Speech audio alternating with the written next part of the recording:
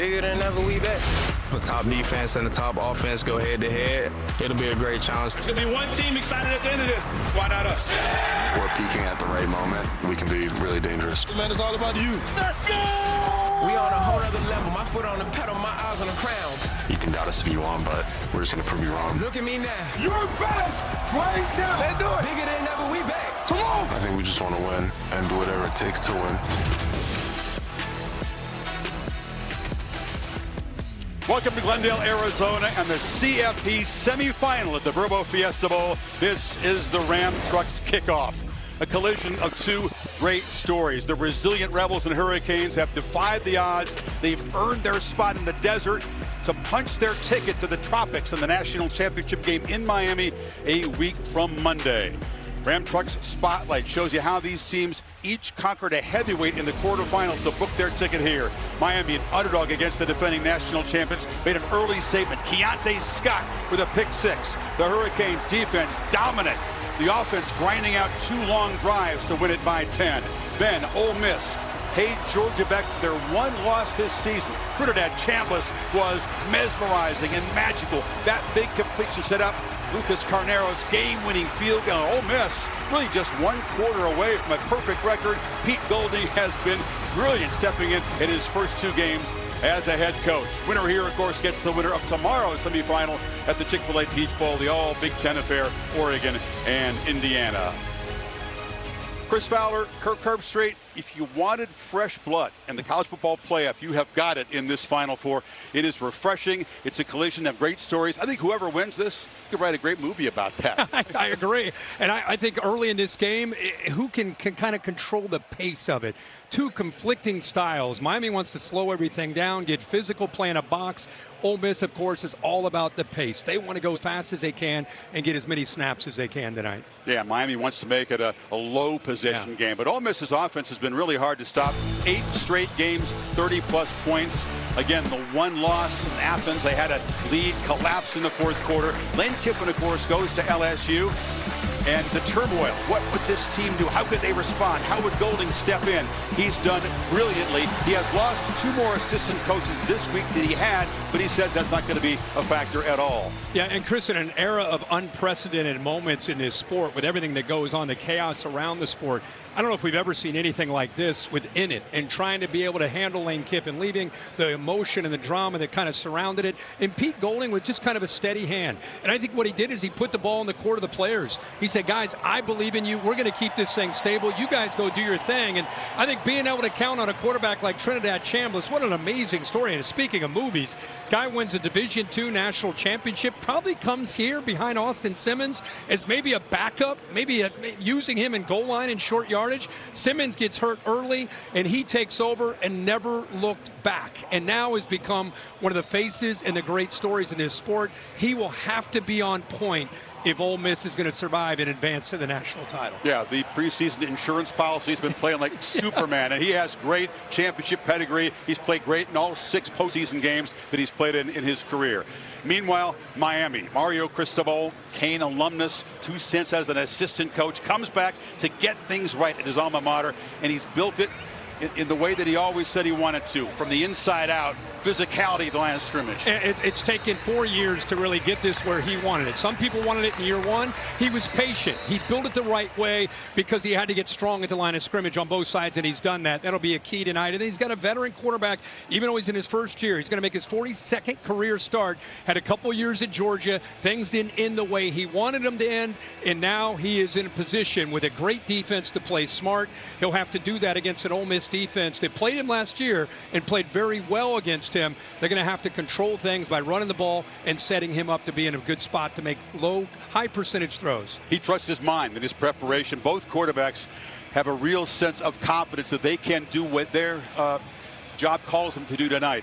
And we'll see. If styles make fights, will it be that frenetic up-tempo game? Will it be a grinding physical battle? That'll tell the story. And we can't wait to see how it unfolds here in the desert. Public address announcer Jeff Munn to get us through the national anthem and the pregame festivities.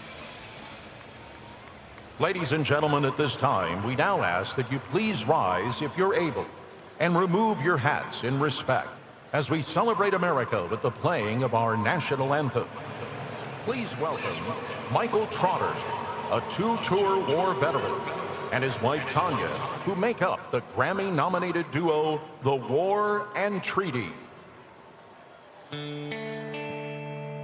Oh, say, can you see by the dawn's early light what so proudly we hailed at the twilight's last gleaming, whose broad stripes and bright stars through the perilous fight o'er the ramparts we watched were so gallantly streaming in the rockets' red glare, their bombs bursting in air gave proof through the night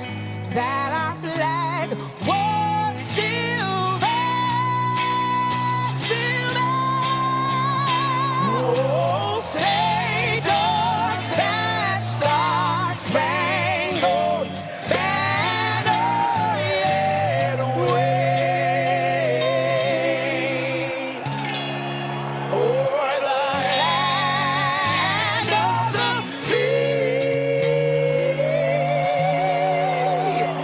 and the home of the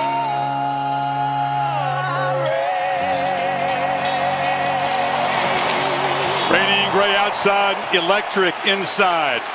The Hurricanes and the Rebels battle for a spot in the national championship game of the Verbo Fiesta Bowl when you come back. This has been the Ram Trucks Kickoff.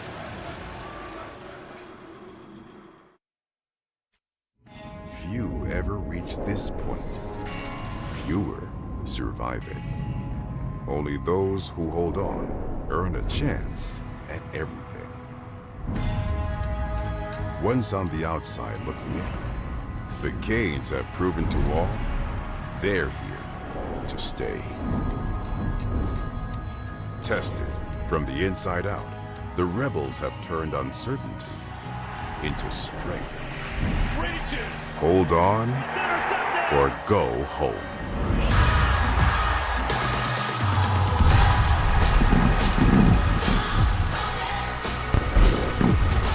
What a throw! Racing to the end zone. Intercepted! This is big. Both these teams have so much pride. Malachi Tony, he doesn't lose foot races. That's big time. There's going to be one team to continue and play again. Why not us? Intercepted! A pick six! The most resilient team in college football. He's got a touchdown, Miami!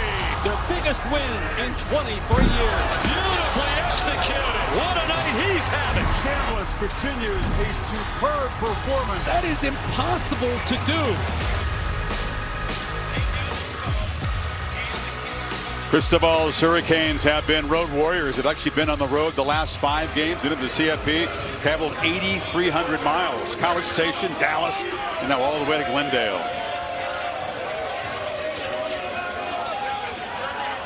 Underdog in the first 2 games. Slate favorites here tonight.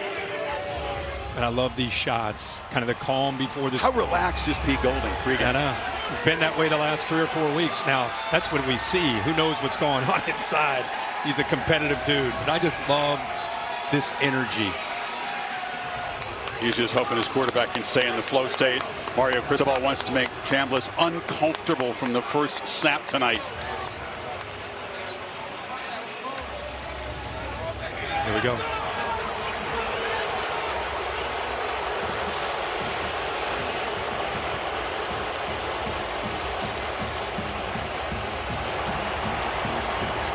Say slight crowd edge to Ole Miss. They've certainly been the more vocal fan base in the countdown to kickoff. Yeah, I agree. I hear a lot of Miami Hurricane fans here, but it does feel, and you see a lot more red.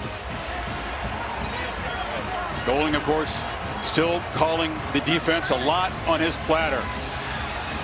How has this small-town Louisiana guy managed it? Maybe only he knows.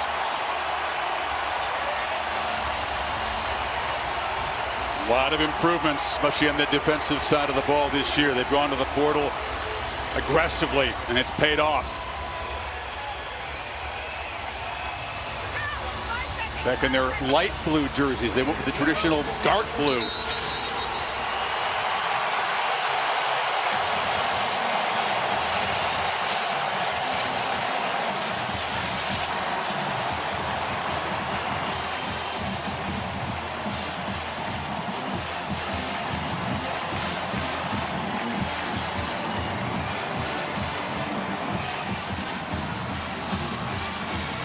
Very little has changed since Lane Kiffin departed. Golding has maintained the practice routine, the rhythm. Players perhaps inspired early by Kiffin's departure. Now I think it's just business as usual. Hurricane captains, including number 4 Mark Fletcher, who really ran through and over the Aggies and Buckeyes. Yeah, Edgerrin James and Ray Lewis down there. Legends all over the place. Yeah. Miami. Yep. And a few from the Ole Miss side as well, as we're about to see.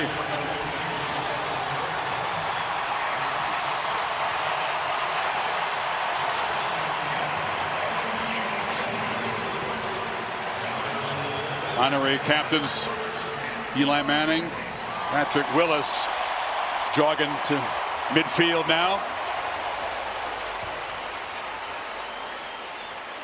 Ron Snodgrass is the official from this Big Ten crew.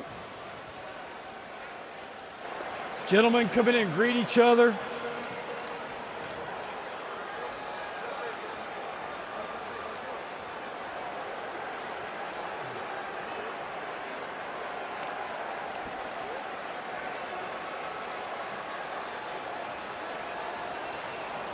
Congratulations to both teams on an outstanding season and your achievements in the College Football Playoff.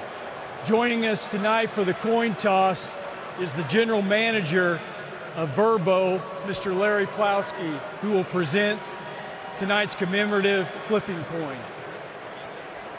Miami, you've been designated as the visitor for this game, and you'll call the toss. You repeat his call. The 2 helmets is heads, and the Fiesta Bowl logo is tails. What is your call? Tails. What did he call? He called tails. We're going to let it hit the ground. It is a head. Mississippi has won the toss, and they want to receive.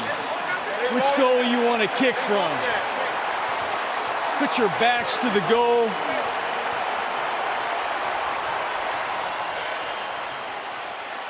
So Mississippi, as he said, Ole Miss to most of us, wants the football first. Mario Cristobal's 175th game as a head coach at 3 different schools, season 4 at Miami. And Pete Golding, there is no precedent in college football. Maybe Steve Fisher with the Fab 5 at Michigan. Right. Game number 3. You and I, after the coin toss landed, favored Ole Miss. That was amazing. They'd take the ball. Holly Rowe and Laura Rutledge on the sidelines. Here's Laura with Golding. Thank you, Chris. And Pete, your team's been on an incredible run. Now you're one step away from being able to play in the national championship game. Why are they ready? Yeah, I mean, just how they're wired, their resiliency, their love for each other, their competitive character. So we prepared the right way. We just got to go out and execute. Thank you so much. Appreciate it. A key thing to watch tonight for Ole Miss is Charlie Weiss, the offensive coordinator that's now the OC at LSU. He said the plan all along was to coach this Ole Miss team as long as they continue on. He discovered Trinidad Chambliss online. He said Trinidad deserves to have me here. Now let's go to Holly Rowe. Well, Coach Cristobal, you have built this team on the line of scrimmage. How can your line of scrimmage change this game tonight over the scheme of Ole Miss? You got to chase and finish, and you got to be relentless every single play, all 3.5, 4 hours, whatever it takes. Right. Thank you so much, Coach. And they will get some help back on the line of scrimmage. Ahmad Bowden, who is their best defensive tackle, started 12 games this season, is available to play. He won't start tonight, but their cornerback, O.J. Frederick, who was injured against Ohio State in their last game, is available and will start. That's key, getting Frederick back. You need all healthy corners available against this great wide receiving core. So Trinidad Chambliss, mesmerizing in 2 CFP games, gets the football first, and he'll be wary of Ruben Bain and Akeem Mesidor. As Holly mentioned, Moten inside. They have 12 sacks in the 2 CFP games. They've set the tone early in both games. Carter Davis to boot it away. Isaiah Hartrup back deep for the Rebels. Spot in the championship game on the line here in the desert tonight. Sit back and enjoy.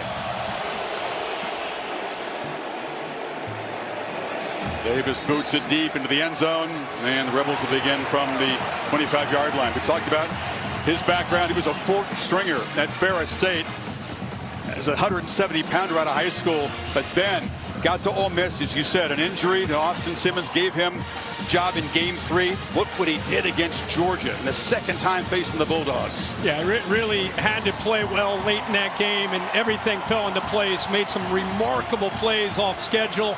Well, again, have to do that. But I think Ole Miss taking the football after winning the toss, sending a message. They want this to be a track meet. Try to get Miami uncomfortable, see if they can score on this opening possession. Kewan Lacey has been managing a left shoulder injury in the elite back. Miami's done a great job stopping the run so far. Quick pitch to the edge, and the catch is made by Harrison Wallace III. Hit immediately by Xavier Lucas. Yeah. Coordinators, Corey Heatherman, such a great job this year for the Miami defense. Very, very intense personality. It rubs off on his defense. And we've talked about Charlie Weiss Jr. They feed Lacey in the middle, and he's met after a very short gain. 2 yards, and Akeem Mesidor, much more than a pass rusher, stout at the edge. And we'll get our first 3rd down all week. Once Ole Miss beat Georgia and Miami beat Ohio State, everybody's talking about we got a man down. Moten's actually down 99. He's shaking his head no. He's tried to go. Holly just made the report. Chris, you mentioned how this defensive line, how dominant they've been. But just watching him, I had my eyes on him. He's playing out there on one leg. So he is. That's why he shook his head like, guys, I tried to go. But it's different, as you know, when you're trying to pass tests to get ready to go and then getting out on the field and going full go. Got hit low there. 2 Ohio State blockers in the last game. He's been spending 4 hours at times in a single day in rehab just trying to get ready for this game, and a couple snaps and he's down to give a shake of the head. Yeah, right away you could tell. In fact, those first couple times he tried to push off of it. Right away, right there, just on one leg. You can see it here, middle of the screen. See how much he's favoring that right leg is up in the air there. They use a 3-man rotation, so Justin Scott has really come on strong 2nd half of the season, and David Blade Jr., who battled through an injury late season. They have confidence in those guys, but it's a blow to lose Moten. Yeah, and Armando Blunt can also move. He's a defensive end at only 265, 18. They can move him to the inside as well for some depth. This is part of getting to this point in the season. You know, you got guys that are out there, they've been battling through injury, and you get to this point in the year, you're just holding on, and give him a lot of credit being a team guy trying to give it a go. And we'll see if he comes back. Like I said, Blunt is actually in the game. 18. He's undersized, but brings a lot of quickness. More of a defensive end that has the versatility to play inside. An early 3rd down in this opening series for the Rebels. Need 4. Kane showing some pressure. And they bring it. Chambliss backpedaling, flips it in desperation to the bench. Didn't get the ball to the line of scrimmage, but a heavy blitz. Mohamed Toure came right up the gut. But they brought both their middle linebackers up right here. And because the back steps up, whichever one he steps to pick up drops. Actually, Toure's able to get around him on the backside. You see the pressure there from Ruben Bain as well. They call offense number 6. It's outside the pocket. The pass did not get to the line of scrimmage. Lost it down at the spot of the foul. 4th down. Yeah, that line of scrimmage is about the 31, and here's Toure, gets to him. That ball did not get beyond the line of scrimmage. So I was about to say, the big battle we talked about, Miami's defensive line, they've been dominant against A&M, dominant against Ohio State, against Ole Miss. That first 3rd down, obviously, the Canes rev up the engines, even with the injury to Moten on the inside. All 4 teams in the semifinals of Australian punters. Oscar Bird, the 24-year-old freshman, is a good one. Malachi Tony on the hot. Makes the short return. And Carson Beck and the Hurricanes will begin from the 37-yard line. The interceptions led to the loss at Louisville. The loss at SMU, many felt would doom their season. But look what Beck has done in the last 6 games. Very efficient, avoiding mistakes. And I think that has as much to do with him playing smart, but also Shannon Dawson adjusting his offensive scheme and how they attack. Instead of attacking downfield, it's been the run game. It's been short underneath passes, screen, play action, not taking a lot of chances downfield. Mark Fletcher, the monster game against A&M. Some back-breaking runs against Ohio State. Picks his way for a nice first down gain.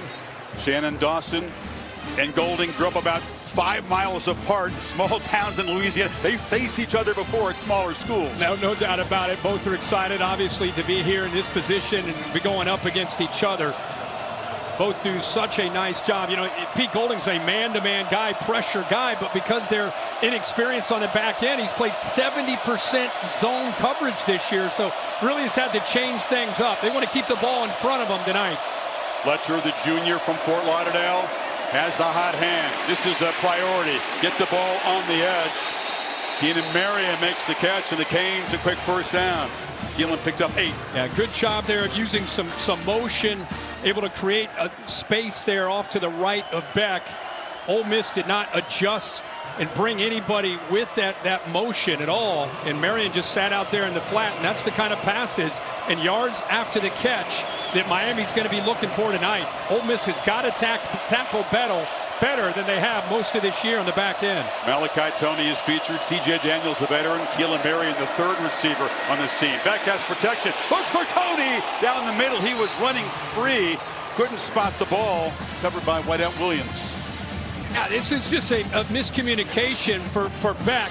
I think the middle of the field with the safety coming down. Look at the middle of the field. He puts that out in front of him down the hash. It's probably a touchdown.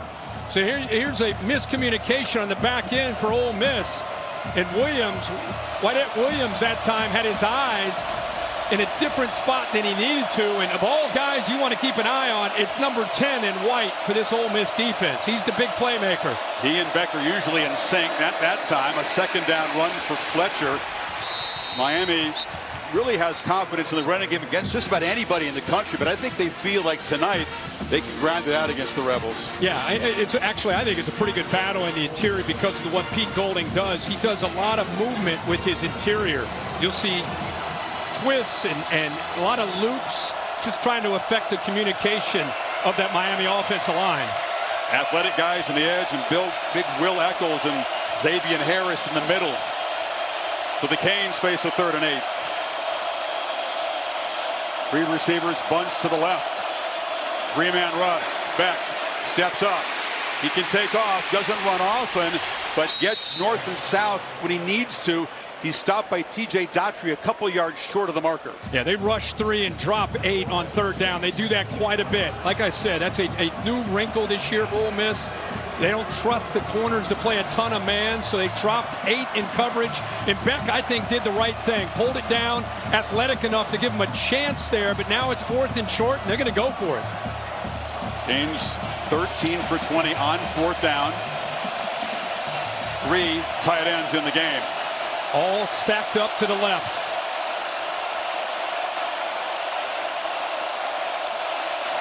Fletcher running up the middle. Initial contact was before the marker, but he's going to fight forward. They do a great job of pushing the runners forward. It's a first down. And that's what he loves to see. 4th down, let's run the ball. You think it's going to go to the left. Good job by Fletcher, eventually leaning to the right. The strength of this offensive line is the right side. Fletcher. Strength is the word, isn't it? Yeah, oh yeah. Andrew Jones, the senior linebacker, transfer from Grambling, down on the field as the athletic trainers for Ole Miss tend to him. Miami a first down on their opening possession at the Rebels 40.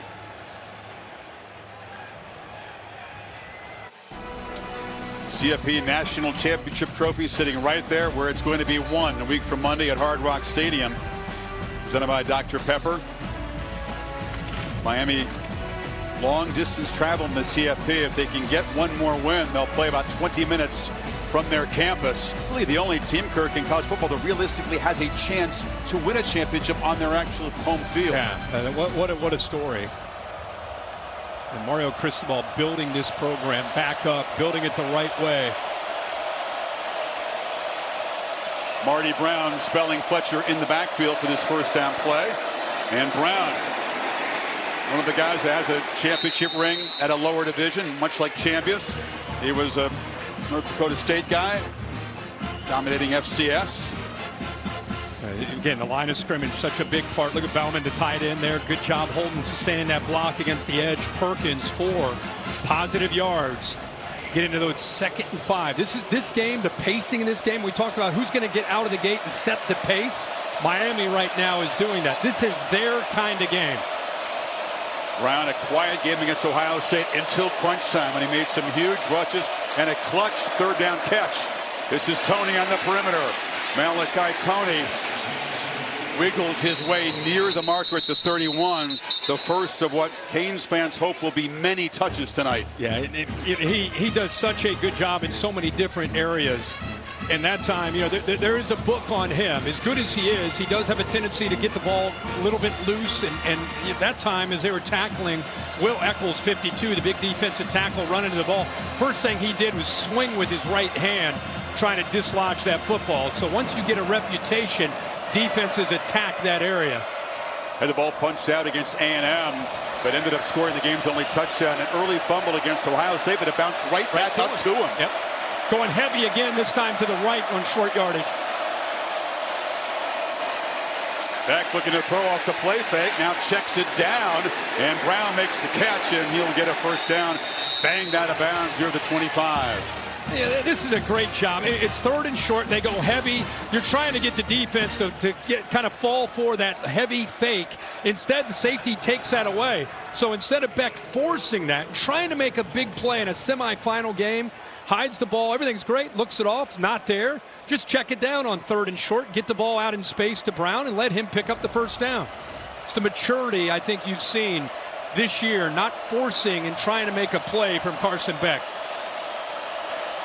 Fletcher back in on first down. He's got the ball.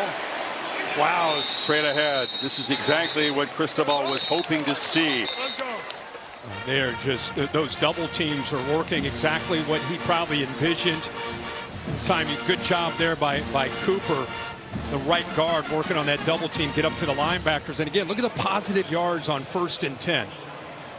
Now you're looking at a 2nd and 6, 2nd and 7. They just want to move the line of scrimmage. And these body blows, by the way, this is all built to take the game over and steal the will of this Ole Miss defense in the 3rd and 4th quarter. 11th play of this drive. Fletcher again, just yards before contact, rolling for a game that'll set up another 3rd and short.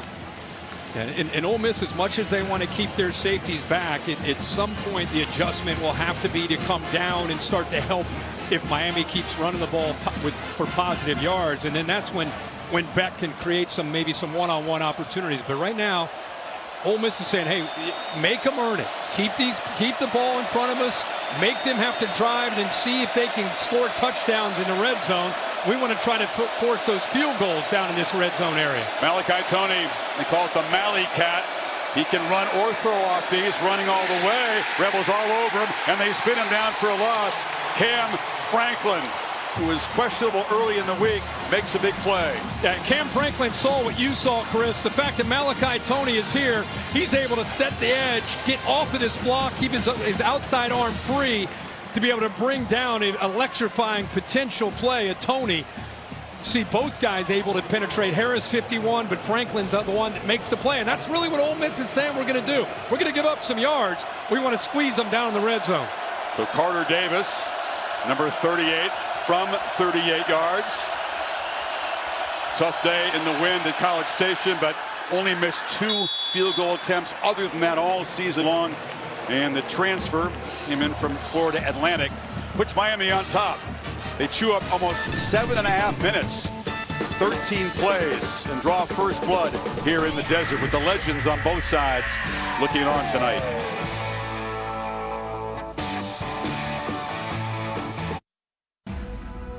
The CFP Semifinal at the Verbo Fiesta Bowl is brought to you by Verbo. Enter Verbo Sweepstakes at verbosweeps.com for your chance to win a free stay. Taco Bell and AT&T. Connecting changes everything. Christopher Columbus High School, same high school as Fernando Mendoza. He was 44-4 in his playing career. That's my Look at those shoulder pads. Look at those shoulder pads. He says he was average, but he was surrounded by great players. Assistant coach stints for 2 different head coaches at Miami. And as you said, he came back home and he was shocked, Kirk, when he saw the roster. You talked to him many times. When he saw the state of this program, he said he was ticked off. It's not exactly how he put it. Well, from 11 to 21, this program was kind of, they were lost. In 21, they made a decision going into 22 that they were going to go out and put more of an investment into football and go get a guy that could help them go to the kind of that next level. And they went back to one of their own and found a great coach out of Eugene, Oregon, brought it back, and he's been building this thing back up, and here they are. He had to build Oregon. He reminds us he inherited a 4-8 team in Eugene. Right. Couldn't beat his rivals and turn that around. Yep. So Cristobal and the Canes on top. Trinidad Chambliss, after a quick opening series, go back to work. Can he create the magic that mesmerized Georgia?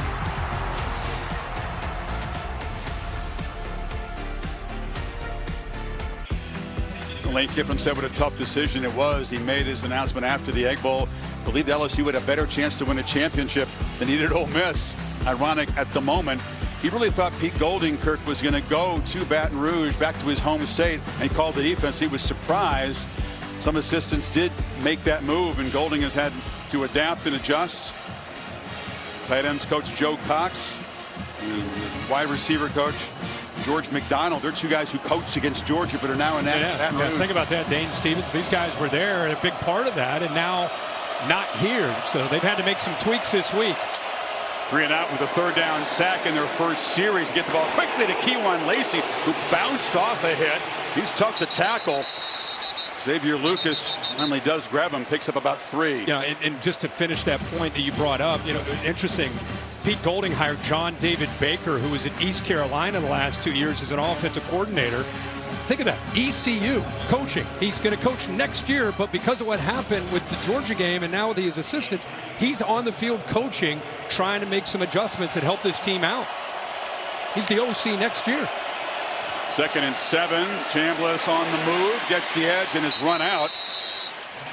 Mike Stoops has been hanging around. He'll be part of the defensive staff next year. Yeah, Frank Wilson, who ironically was at LSU as an interim head coach, right.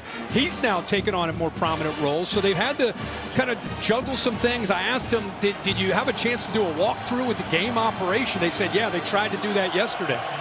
Kirk, early urgency here. It's a 3rd and 6 here. Got to watch the pass rush. You don't want to give the football back to Miami's methodical offense. Pressure comes again. Chambliss hit as he throws. It's incomplete.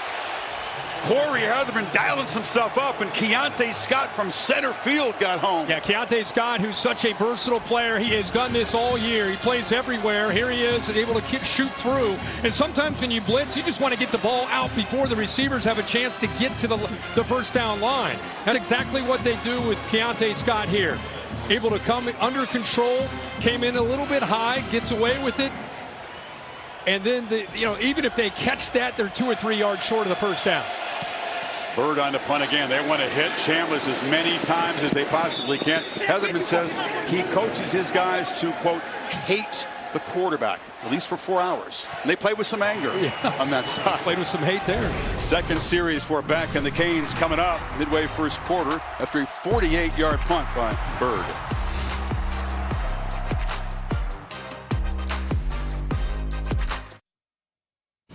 Verbo presents Take It to the House Sweepstakes, where Verbo is giving away a free vacation for every touchdown scored during today's game. Scan the code or go to verbosweepstakes.com to enter. Verbo, vacation rentals done right.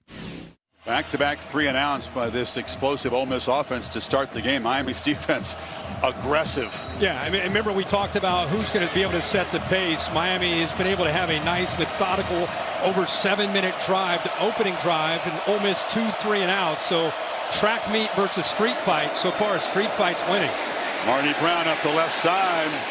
Falling forward, picks up 8 more. These first down runs are devastating Ole Miss. Yeah, and again, Ole Miss they move so much on the defensive line that they'll move themselves into plays and be able to create a tackle for a loss, or they'll move themselves out of a play and they create an easy blocking angle for the offensive line. So they've given up a lot of big plays and, you know, a lot of tackles for loss, but it's feast or famine when you move that defensive line as much as they do. Play fake.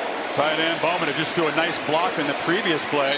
Makes the catch. Good for a first down at the 35. Yeah, he is really coming on this year. He came over from Tulane in the portal. First year in Miami, 6'5", 250. An outstanding blocker. But because he's such a good blocker, he is able to get free and out in the flat many times because people just get their eyes off of him because they don't think he's going to make plays in a pass game. But there he does for a first down. Elijah Lofton, the more athletic pass-catching tight end, is a part of this attack as well.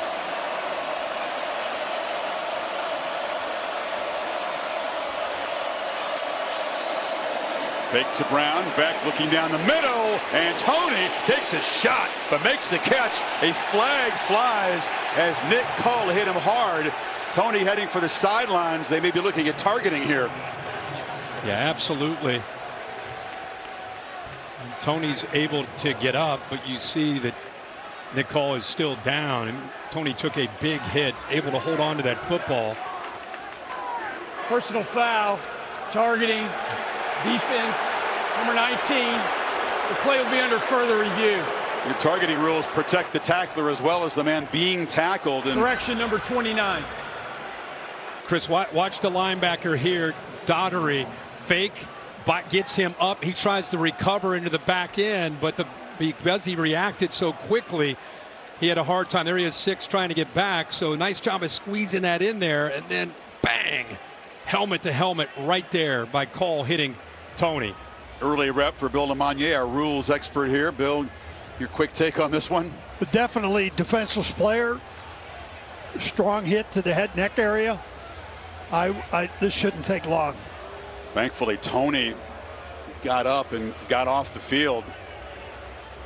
Yeah, Tony's in the tent. Cull going into the tent as well, but he may be removed from this football game after looking at all these different hits. Routine that they have to check out Tony after a hit like that in the tent. And, yeah, those slow motions, here's real speed. But again, I always say this, but a lot of these rules are put in place to protect the defensive player as much as the offensive player that's defenseless.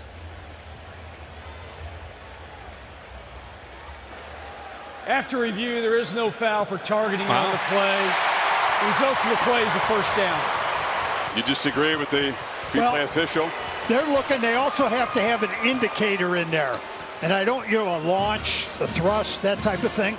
And running straight into him, they've deemed that is not okay. targeting. That's I think people see that helmet to helmet, automatically assume, boom, that's going to be an ejection. But you're right, there was definitely no launch. It was just him running full speed directly into Tony. Both Cull and Tony remain in the medical tent right now. Miami, meanwhile, kind of put together another drive back in Ole Miss territory.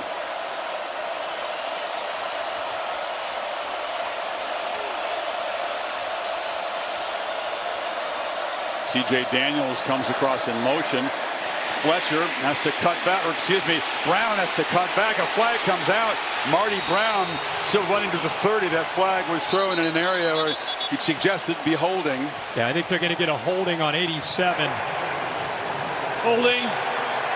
Offense, number 87. 10-yard penalty. First down. 18-yard gain negated. Miami didn't have a single penalty accepted in that Cotton Bowl win over Ohio State. Yeah. Here's the AT&T connected cam right there. Right there, 6. Just fighting to get off of that block, and that effort to get off of that block creates the hold there by Bowman locking onto him.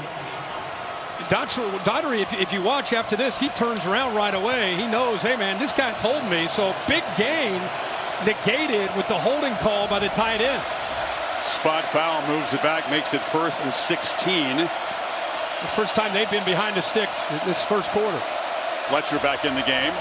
Pitch on the edge. C.J. Daniels, or excuse me, That's Joshua Trader. They call him JoJo, another speedy guy on the edge. Holly, an update on Tony, who's trotting back out on the field. He just popped out of the injury tent with his helmet in his hand and a pep in his step. He is good to go. They did check him out to make sure after that hard head injury if there was any problem, and there is not. He came right back out. It was his 95th catch of the season. No other freshman receiver in FBS is even close to making the kind of impact Tony has. And receiving is just part of the package for him. Oh, yeah. 2nd and 13. Beck steps up, plenty of time, and now pitches it incomplete to Fletcher. Is that a backwards pass? That's a lateral. He can pick it up and run with it if that's the case. Ends up working out pretty well. And it's going to be a gain of a few before Chris Graves got him down. Yeah, this is a lateral, and it actually works out for Miami because they're able to pick it up. Watch Fletcher. Again, rushing 3, dropping 8. Clearly a lateral. Smart job, heads-up play by Fletcher to realize that ball is backwards. I got to get on top of it, and he's able to at least get some positive yards here. Now, again, 3rd down and long for Beck. Let's see what Pete Golding does here to dial up pressure. Does he sit back, rush 3, and drop 8? Tony, slot to the right. And movement left tackle. We're going to move him back 5 more.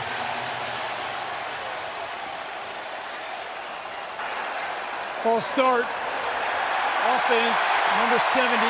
5-yard penalty. 3rd down.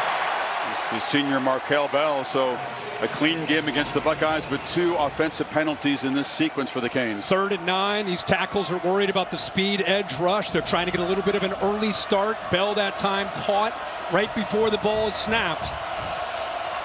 This is an interesting aspect of this game. Miami behind the sticks at 3rd and long. More than capable, but obviously plays into the hands of the defense.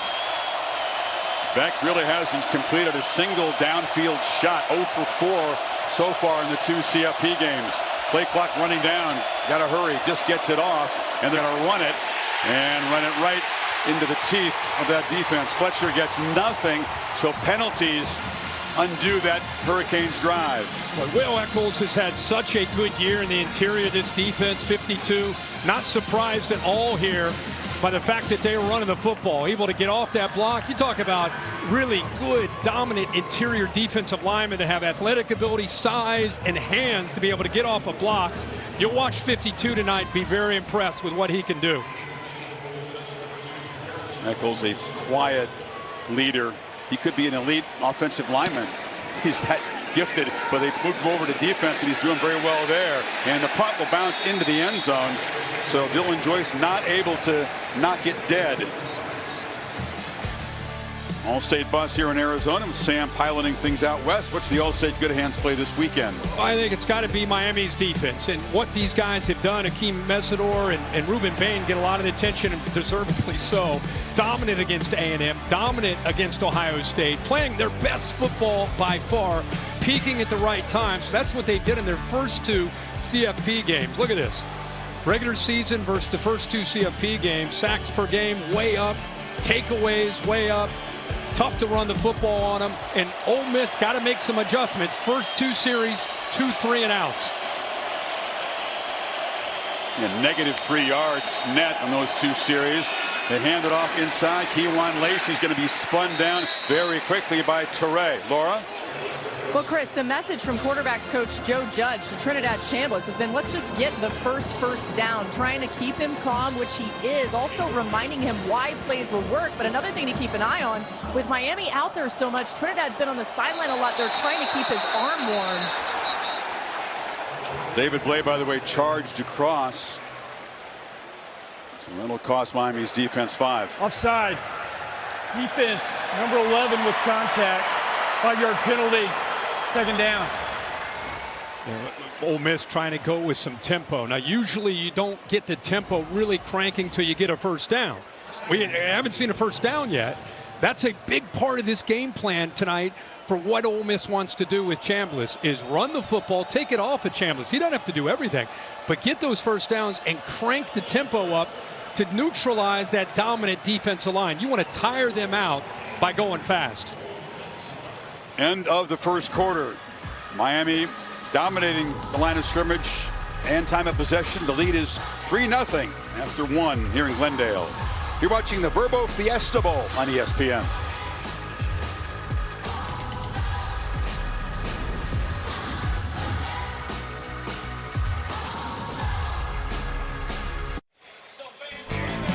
Except for the second quarter, the first of 2 CFP semifinals. First here at the Verbo Fiesta Bowl, 24 hours from now in Atlanta.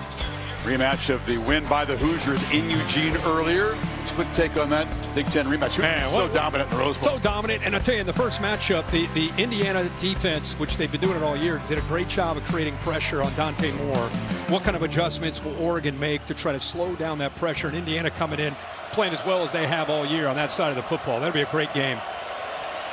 Sean McDonough, Greg McElroy will call that for us in Atlanta. 2nd and 3 after the penalty. Lacey up the middle. Keywan Lacey's in the clear. It's a foot race. The Hurricanes cannot run him down. A lightning strike for Ole Miss. 73 yards.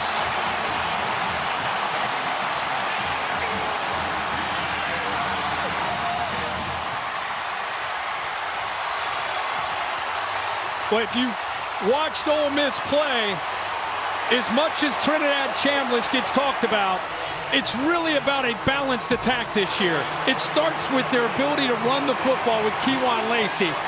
And finally, they're able to settle into this game with a massive play up front, with the offensive line freeing up 5 to get him free to make a play. Career long for Lacey. It was an afterthought at Mizzou at 23 carries in his freshman season. Ole Miss record 297 carries. And Ole Miss, after a shaky start on offense, suddenly has the lead. And watch the combination block here. 51's able to work up to the linebacker. It just opens up perfectly. And I tell you, because of the formation, they went trips into the boundary. They're on the right hash. It affected the defensive alignment. They only had 1 middle linebacker there. Instead of usually they have 2 lined up. So 1 guy in the middle trying to handle that. And Bassett, 31, just took an angle where it made it easy for Lacey to outmaneuver him. And then it was a foot race between him and the safeties. So give Charlie Weiss Jr. a lot of credit. It's one thing about the execution, but I think the formation into the boundary got Miami's alignment more into that boundary. And once he got to the second level, he was freed up to go to all the way to the house. Such an aggressive approach, but Cristobal knows you get 1 crease. Keywan Lacey has quickly turned around this game. 10 seconds into the second quarter. Now that's Ole Miss's style, right? Miami's methodical, possess the ball, and that's what Ole Miss wants to do.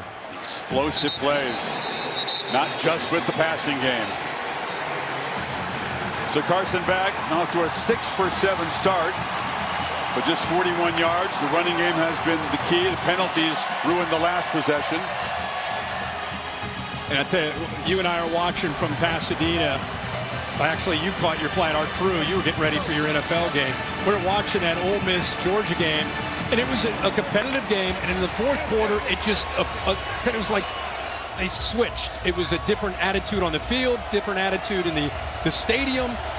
And that's what's happened here. Now, we'll see how Miami responds, but Ole Miss, the stadium now, got some juice. Now, resilience, one of the key words to describe his team. And they have bounced back from that start, now have the lead. A long throw. And the catch made by C.J. Daniels on the sidelines. Picks up about 7. They're going to be careful with C.J. Daniels tonight. A little bit on a pitch count. They were telling us that Shannon Dawson said, we're going to play him early, of course, but we really want to make sure he's fresh for the second half. He's just been, playing a lot of games to get dinged up, and they want to make sure he's good to go in that third and fourth quarter. Good catch there, though. Veteran leader. Actually played at Liberty, played in the Fiesta Bowl for Liberty's 13-win team against Oregon in the loss. Fletcher's loose, and Mark Fletcher barrels out to the 44-yard line. Well, what a nice run there. The center does a good job. Brockermeyer able to kind of seal that movement that Ole Miss likes to use. See 52, heck of a block there. Now watch this, lower the shoulder. This is what Fletcher brings. He's going to run over guys. That time it was the corner, Antonio Kite. Already 7 carries for Fletcher.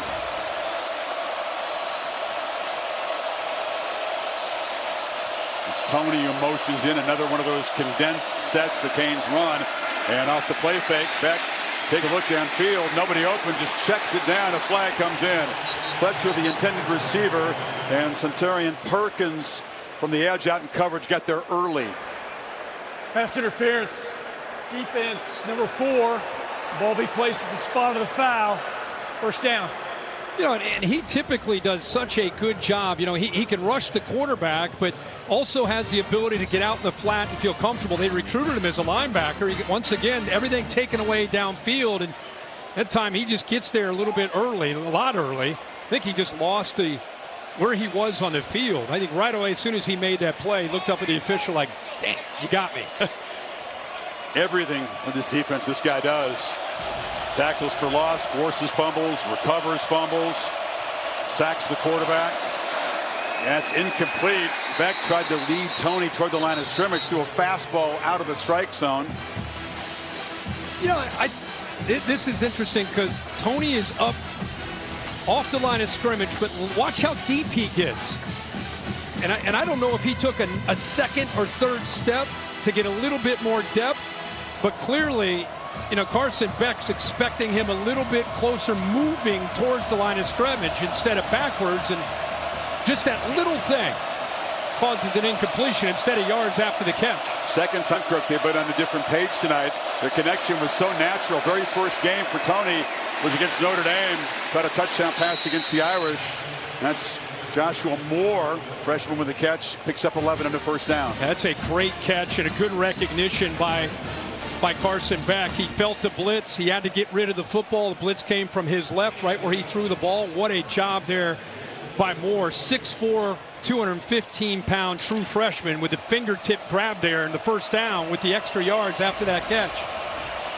Well, these 7 different Hurricanes have caught a pass.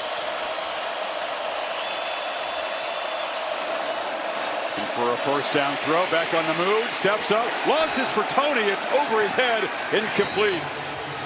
Big emphasis on getting him downfield. A lot of stuff near the line of scrimmage in the first 2 CFP games. Yeah, they try to double move here with Ole Miss, thinking a lot of this is going to be underneath throwing, so breaking some tendencies out and then up. Beat him. Actually gets behind him. That's the true freshman who's got a lot of ability to safety. But if you get a safety matched up one-on-one against Malachi Tony, you take that every single time. And they just miss a home run shot there. But I think Beck saw Ladarian Carney try to stay with him, and the ball gave Tony no chance to make a play. 1 second and 10. And Beck will take off and run. Design run's not a big part, but he says, I'm going to lay my body on the line tonight if I need to. Yeah, just a few little wrinkles for Shannon Dawson, just trying to find 5, 6, 7 yards there to try to give him a better shot here on third down. You wonder here, third down, you get 4 or 5 yards here, you think about going for it in plus territory.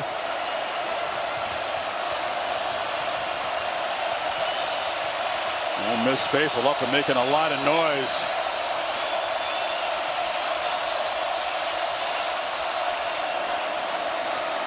Protection is there. Ball across the middle. Catch made. Shot delivered. But holding on is Elijah Lofton, the tight end. It's a first down inside the 25. Well, Carson Beck shows his maturity here, Chris. He starts off, I want you to watch his eyes to the right. He thinks he's got Tony out leveraged. Instead, comes all the way back and is able to make a really accurate throw. Look at his eyes. From the front side to the back side. Makes the throw, and a heck of a job of holding on to that football. Wydette Williams brought the lumber. You can see that Lofton hunched over on the sidelines. Took that right in the chest. Big hit.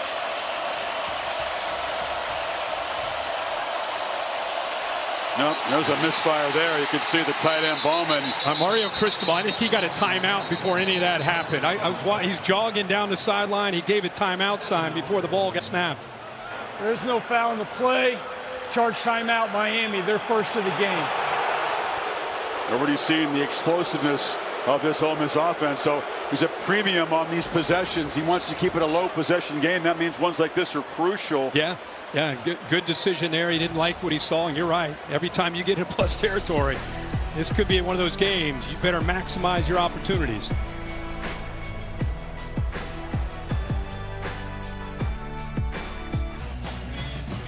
Back live from the Verbo Fiesta Bowl. Verbo bringing vacation rentals right into the turf for all your trip types, from ski cabins, golf stays, lake homes, beach bungalows. Wow. You check all those boxes. I was gonna say, you check all of those. Verbo really has it all for your next getaway. The mountains, definitely. I'm in on that. You're the traveling man. Not a big golfer, though. No, I don't do that. I'm not either. Awful. Retired, and nobody's asked me to unretire. Yeah. I think I'm going to join your team. So Lofton being looked at on the sidelines after making the catch and taking that big shot. Hurricanes in business with a first down to the Ole Miss 24. And Kewan Lacey on the bike after that explosive touchdown run of 73 yards, dealing with a hamstring issue.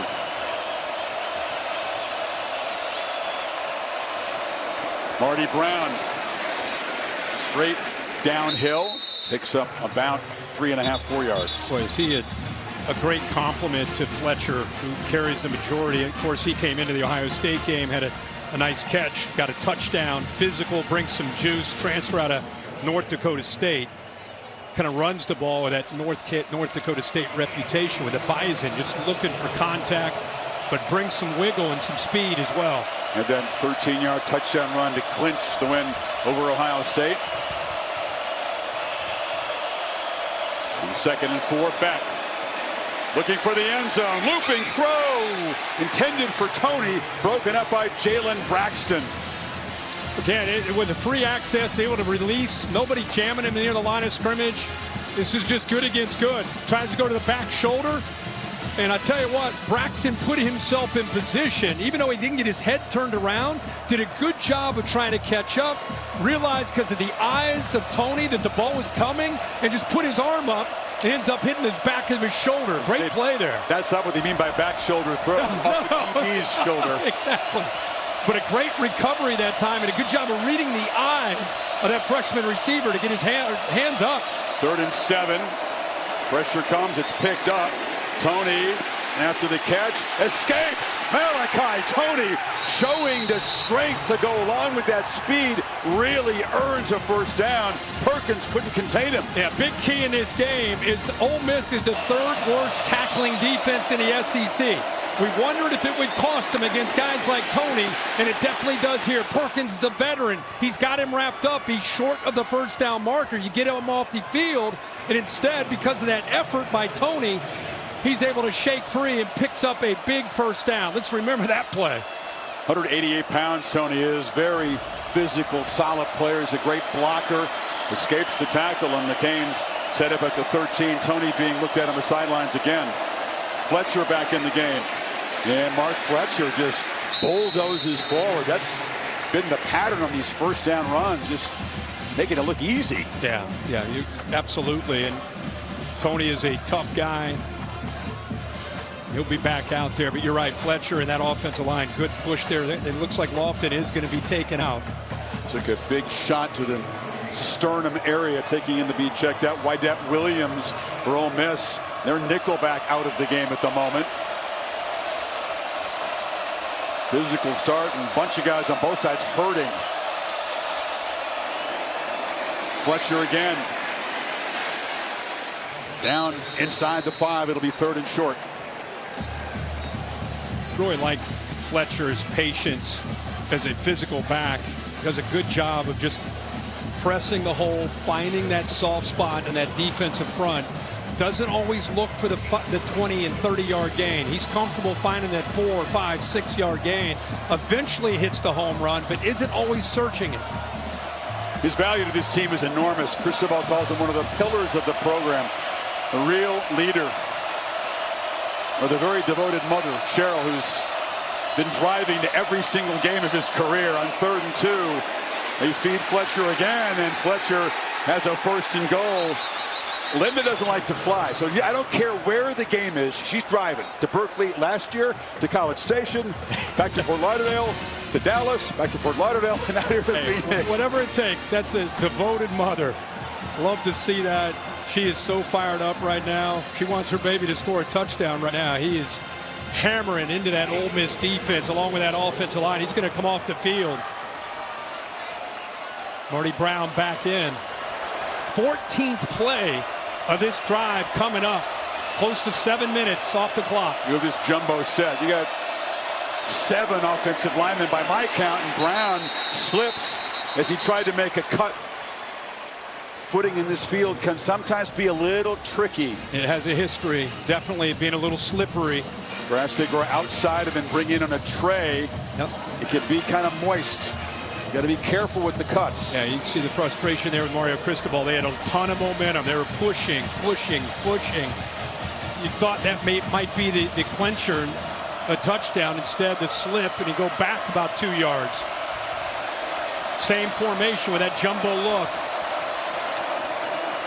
There's an offensive lineman in the backfield as a lead blocker. Reaching for the end zone is Marty Brown, and Miami goes back on top, flexing on a 15-play touchdown drive. That's Mario Cristobal football right there. That's what they pride themselves in. They're going to take a look to make sure that his knee doesn't touch. I think he's good. He stays airborne. Definitely a touchdown for Miami. Landed on top of Olafatalu. He was a guy that wears 83 when he lines up in the backfield. Olafatalu is a 290-pound fullback, and I bet they drive from Miami. Ole Miss doing what they do when they have the ball. Miami doing what they love to do. Yeah, you bring in all these offensive linemen. When you add him at the fullback, I mean, they had 8 offensive linemen in there, and went right back to Marty Brown after he slipped, and he ends up getting the pay dirt. He converted 3 third downs in that drive. Cristobal's Canes back up by 3.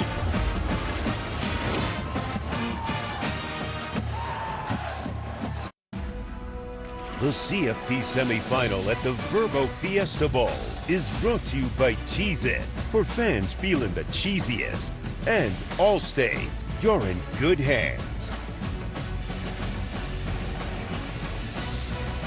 2 wins over teams that they played in the regular season. Laura, let's get a report from you on Kewan Lacey. What have you seen down there? Well, after that touchdown run, the 73-yard run, Kewan Lacey immediately came over to the sideline and started looking at his right hamstring. They tried to massage it for a little bit. He used a Theragun on it for a while, even putting some heat on it. You can see him there trying to just keep it moving, and he ended up getting on the bike. The medical staff continues to ask him to stay warm, but something to keep an eye on. They've also wrapped it pretty tightly underneath the pants on his right leg. They've talked, too, about how they can help him at halftime. Wow. It'd be a negative yardage if not for that run. It's a bizarre thing, Kurt. Midway second quarter, Chambliss has attempted 3 passes, completed 2 of them for 8 yards. Miami's had the ball almost 20 minutes. Ole Miss for 3 minutes. Think about that. I mean, we're past the halfway point here in this second quarter, and Ole Miss has had the football for 8 plays. I mean, this is, again, who's going to be able to dictate the pace of the game? Ole Miss they wanted 80, 90 snaps tonight. That was their kind of game. And Miami has been able to get them off the field for the most part, with the exception of that Lacey run. And then not only that, Carson Beck had a 13-play drive over 7 minutes, had a 15-play drive for a touchdown, another 7 minutes. So Corey Heatherman and the Canes defense doing their job, with the exception of getting out of position and getting creased there for that Lacey touchdown. So Logan Diggs in for Lacey, the former LSU Bio Bengal and Notre Dame player.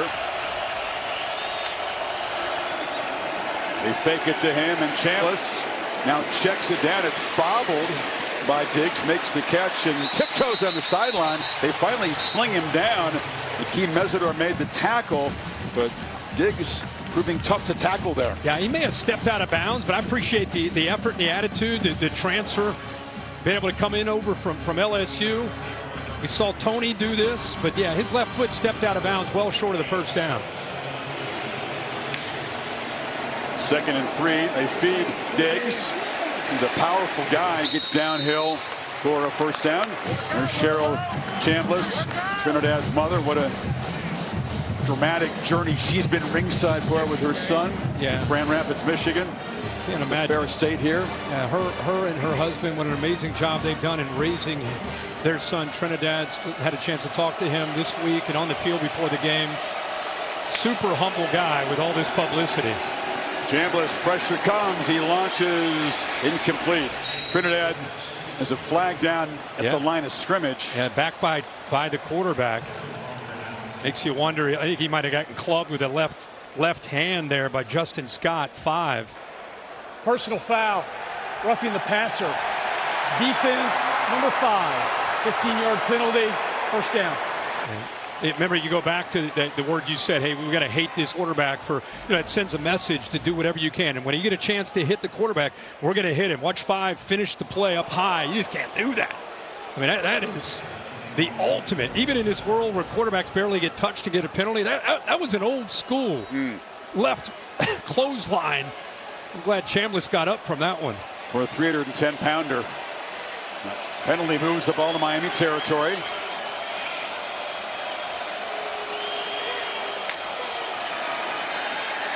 Pressure's picked up. Complete in the seam. And that's Harrison Wallace III, one of the top weapons for this receiving corps, the former Penn State Nittany Lion. You find that soft spot between the corner and the safety. It means the ball needs to come out on time, and it needs to come out flat on a line. It's exactly what Chambliss did. Didn't hesitate and got the ball out. Pitch to the edge. It's Watkins.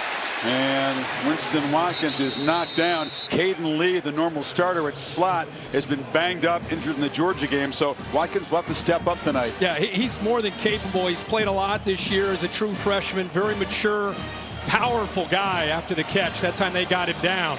This looks like Ole Miss's offense, by the way. First time tonight. Diggs still in for Lacey. Stopped at the line of scrimmage by Keontae Scott. But what a player Keontae Scott has been for this Miami defense coming over from Auburn. With Corey Heatherman and his defense, he needs to have that hybrid player, right? A guy that can blitz at times, a guy that can play out in space, a guy that can defend the run, and that is Keontae Scott. That is his game. He will be so good at the next level being that kind of hybrid player. He can rush the passer. He's got 2 pick sixes, including the one against Ohio State. 3rd and 7. Pressure comes. Chambliss trying to create on the move and has to just loft it out of bounds. Heavy pressure again. Scott was involved in that posse trying to chase him down. Well, when you have 7 guys walked up, it makes it tough on the offensive line to know which way to turn. Look at that right now. Which way are you going to turn? They turn to the right, and they're blocking 3 guys or blocking 1 guy. So Miami shows the look, they drop out, and they bring the pressure from the left, confuse the offensive line. And Ole Miss, of course, they want that late hit. What do you think of that one, Bill? Yeah, there was no need for that hit at the sideline there. That could have easily been called roughing the passer. Moten gave him a shove there. Here comes Lucas Carnero, who's just been super clutch. Big part of that victory against Georgia. Obviously had the game winner, but had 2 long-range field goals early. Knocks that one through. 7-play drive for the Rebels. 10-10 with 4:38 to go. His first half here in Glendale.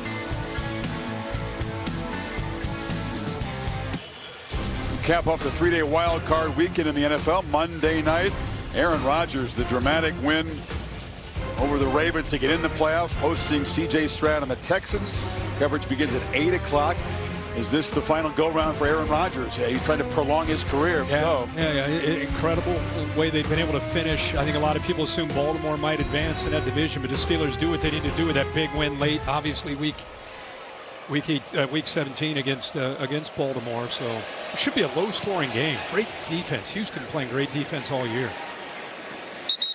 Chick-fil-A move on the field. Miami responding after Lacey took that 73 to the end zone with this drive. Yeah, they respond to a big play. This is what a great team does. What a good job there, really, to start it with Lofton taking a hit on 3rd down. Here's a 3rd and 7. Effort play by the true freshman, Malachi Toney. You can see how short he is at the first down. Without that effort, he doesn't get that. So they're able to finish off this drive, these 15 plays. Taking 7 minutes off the clock, 3 third down conversions. And right now, Ole Miss's defense, they are struggling. 10 missed tackles tonight already. You're Pete Golding, what can you do to try to slow down this power running game? I think that the plan is to, again, you're going to give up some yards. but you got to get him to 3rd and long. Win on 1st down like that. Finally, they slow Fletcher down. That's Antonio Kite. Holly? Well, guys, Carson Beck is in good form tonight. He's got about a 7-inch scar on the inside of his right elbow, his throwing arm. This time last year, he couldn't even bend his arm, let alone throw a football. He said it's the most pain he's been in. A torturous rehab process. He's getting up at 5 a.m. every day to get back out on the field. And here he is leading his team 1 game away from a national championship. His rehab has been a key reason why. And it's 4 months without throwing the ball. Throwing it here. And the catch is made. Knocked down soon after the catch is Keelan Marion. That's Chris Graves on the tackle. It'll bring up 3rd down. We mentioned 10 missed tackles, so 1st and 10, you get a tackle by Daugherty. And now here's a good job out in space. They've been missing those tackles, so nice job there. One-on-one, who's going to make a play? Give credit to Graves for making that play to set this 3rd down up. Ole Miss trying to get a stop here and have some time to work with before halftime. Remember, Ole Miss won the toss, took the football. So Miami gets the ball to start the 2nd half. Back, long throw, easy pitch and catch as Marion has become a weapon. Lots of focus on Tony and Daniels, and number 0's been involved big time in the 1st half. And the only challenging part about this was a right hash with an outcut, but the corner just dropped. It just absolutely didn't challenge him at all. In fact, turned. Graves just made that play, but watch him at the top there. Completely lost in coverage and just really no chance at all. You can see that Marion wants it. You know, he turned up and lowered his shoulder into Graves, but Graves laying way off. I don't know if he wasn't expecting that long of a throw, but obviously Beck has that kind of arm to make that throw. Kickoff for Turner, and in his 3rd school after playing at UConn and BYU, Marion making an impact. Bowman, the tight end, plowing forward for about 4. How about Miami? They were 7 of 14 against Ohio State on 3rd down. That's saying a lot against Matt Patricia's defense and the way Ohio State played. And here they are out of the gate in this 1st half, 5 of 8 so far on these 3rd downs to extend these drives. It was a struggle against A&M, and I think Shannon Dawson said he didn't call 2nd down very well in that game. He needs to be sharper tonight. Here's one of those 2nd downs and 6. Beck feeling some late pressure, launching downfield, wide open is Marion, another bust, and Miami back on top, 52 yards. I hit my talk back in the middle of that play, and I said to our producer, touchdown. It was a bust. You could just see it. It was a matter of whether or not Carson Beck looked to the backside. Since he rolled to his right, he felt like he needed to move, and he looked back and found a wide open Marion. In these playoff games, Kirk, you wonder which playmaker has had an overshadowed quiet season is going to burst forth for Miami so far tonight. It's the veteran Keelan Marion. Beck, 14 for 18, 156 and that touchdown. Could he make a downfield play? They were lacking in the CFP. Yes, he can. Yeah, here's the AT&T connected cam. And Chris, I want you to watch the safety because he gets caught up with his eyes in the wrong spot. You said it was a bust. See how he comes down to help out on the tight end? Well, when he does that, now you got a problem. Nobody's protecting the backside in the middle of the defense. Nobody's there. So it's a bust in coverage. The safety comes down to help out on that tight end, but nobody's protecting the middle of the field. You see Marion, he wasn't the primary receiver, but Carson Beck does a good job as he rolled to his right, looking back, found him, and then makes an easy throw for the touchdown. It's just a matter of locating the bust by that Ole Miss defense on the back end. Talked about Dawson on those 2nd down calls. You maybe would expect a run there. Instead, he moves the pocket, gets Beck some space, and all of a sudden Miami, as you said, will get the football to begin the 2nd half. So up 7 now. A little urgency for Ole Miss to do something with this possession. And you see that energy from Carson Beck? How great is that to see that facial expression after where he was a year ago with the injury, leaving Georgia, was looking for a home. He found it at Miami. Guys back out there having fun again. Big time. Of course, last year in the CFP, he was having elbow surgery. Right. Here in the SEC championship game. Really, really tough to watch. He said Georgia lose to Notre Dame. Getting his chance to be the man in Miami. We can attend the 2026 CFP National Championship in Las Vegas, by the way, with Playoff Premium, the official hospitality program. Sweet ticket packages, premier seating, hospitality, event access and all that Vegas has to offer. PlayOffPremium.com. Book today. Remember, after a slow start, Ole Miss has scored on their last 2 drives, a touchdown and then a field goal. And just because they're at 2:18, they got all 3 timeouts. The way they can operate, they can execute. They can put points on the board here. Dejon Stribling still not targeted tonight. Lacey still out of the game. Looking at that hamstring going down low was Caleb Odom, the tight end. Made the catch with the knee on the ground. Yeah, if you're just tuning in, their first couple drives, you see 3 and out, 3 and out. Then a big run by Lacey gets him a touchdown, and then they're able to put a 7-play drive together. Here comes pressure right here. This is the timeout. It's the 2-minute timeout. They had hoped to wear down Miami's defense with up-tempo. They haven't run nearly enough plays to accomplish that mission. 15 plays so far. 17-10 Canes. Ole Miss trying to get something going here. 2 minutes to play in the first half.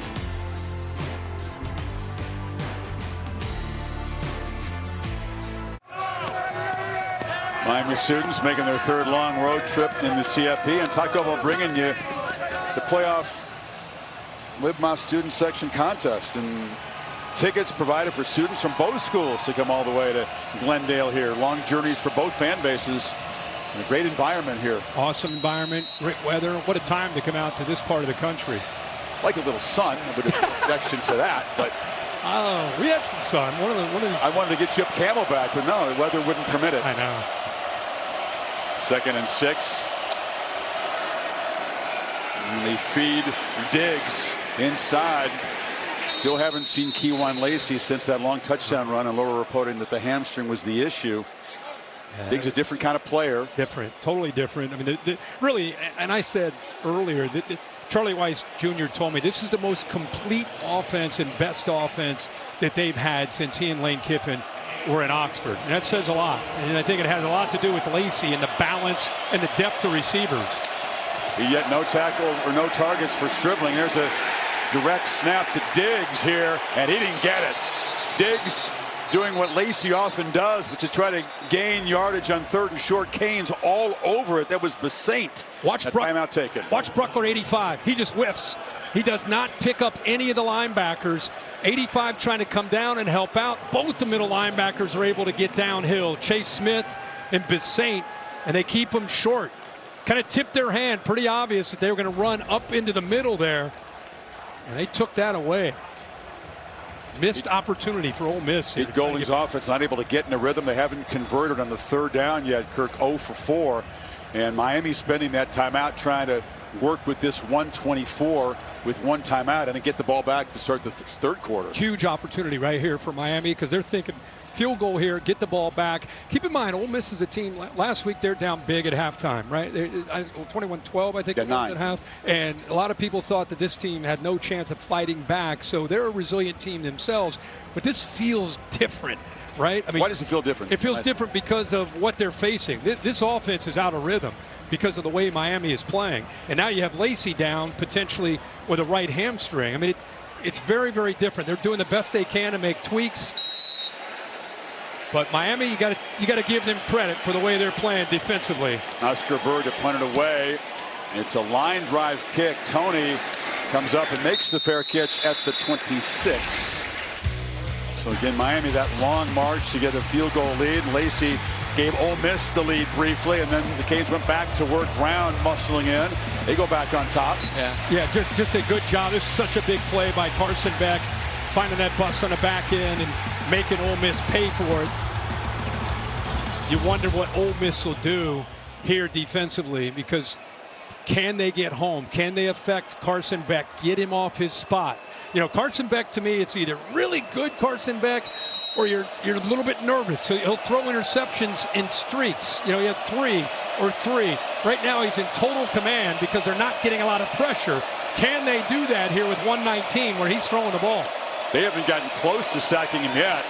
And until right there, right on cue, Prince Raul Monmielen came looping around. Great quickness off the edge. And I think the linebacker blitz really impacts the communication. See one right there working to the inside. Both offensive linemen, their eyes went to that blitzer. And that freed up one to be able to get home and finally come up with the pressure you just alluded to. They're able to get that sack. And now it's Golding taking a timeout, hoping to get a stop and have time to work with here. It'll be 2nd and 18. Had to get a little creative. They were not getting near Beck at all until that play. Yeah, they've been not blitzing a lot. And again, their MO is more about rushing 3, dropping 8, trying to get coverage sacks. But that time, they did dial up that linebacker blitz. And like I said, I think that really affected the right side and their communication. That's a good point. When they have gotten sacks, it's because the quarterback's holding the ball, 3+ seconds. Where's Des Howard? Des. Saban. And Reese in the background there. Mercedes-Benz halftime report. We'll have a lot to say about this first half. Look ahead to the Peach Bowl tomorrow. That sack has changed the tone here. Let's see what Shannon Dawson does here with this lead.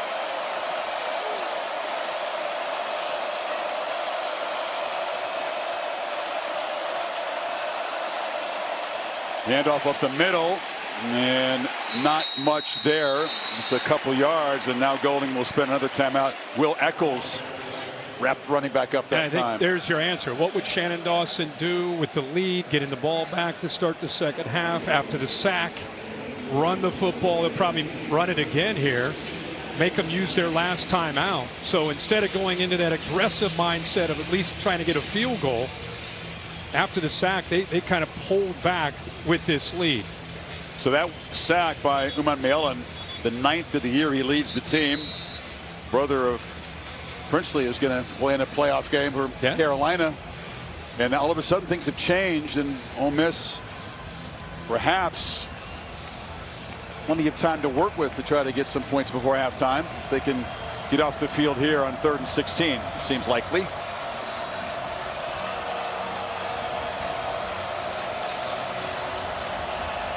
Is there more about the clock than trying to pick up the first if you're Dawson?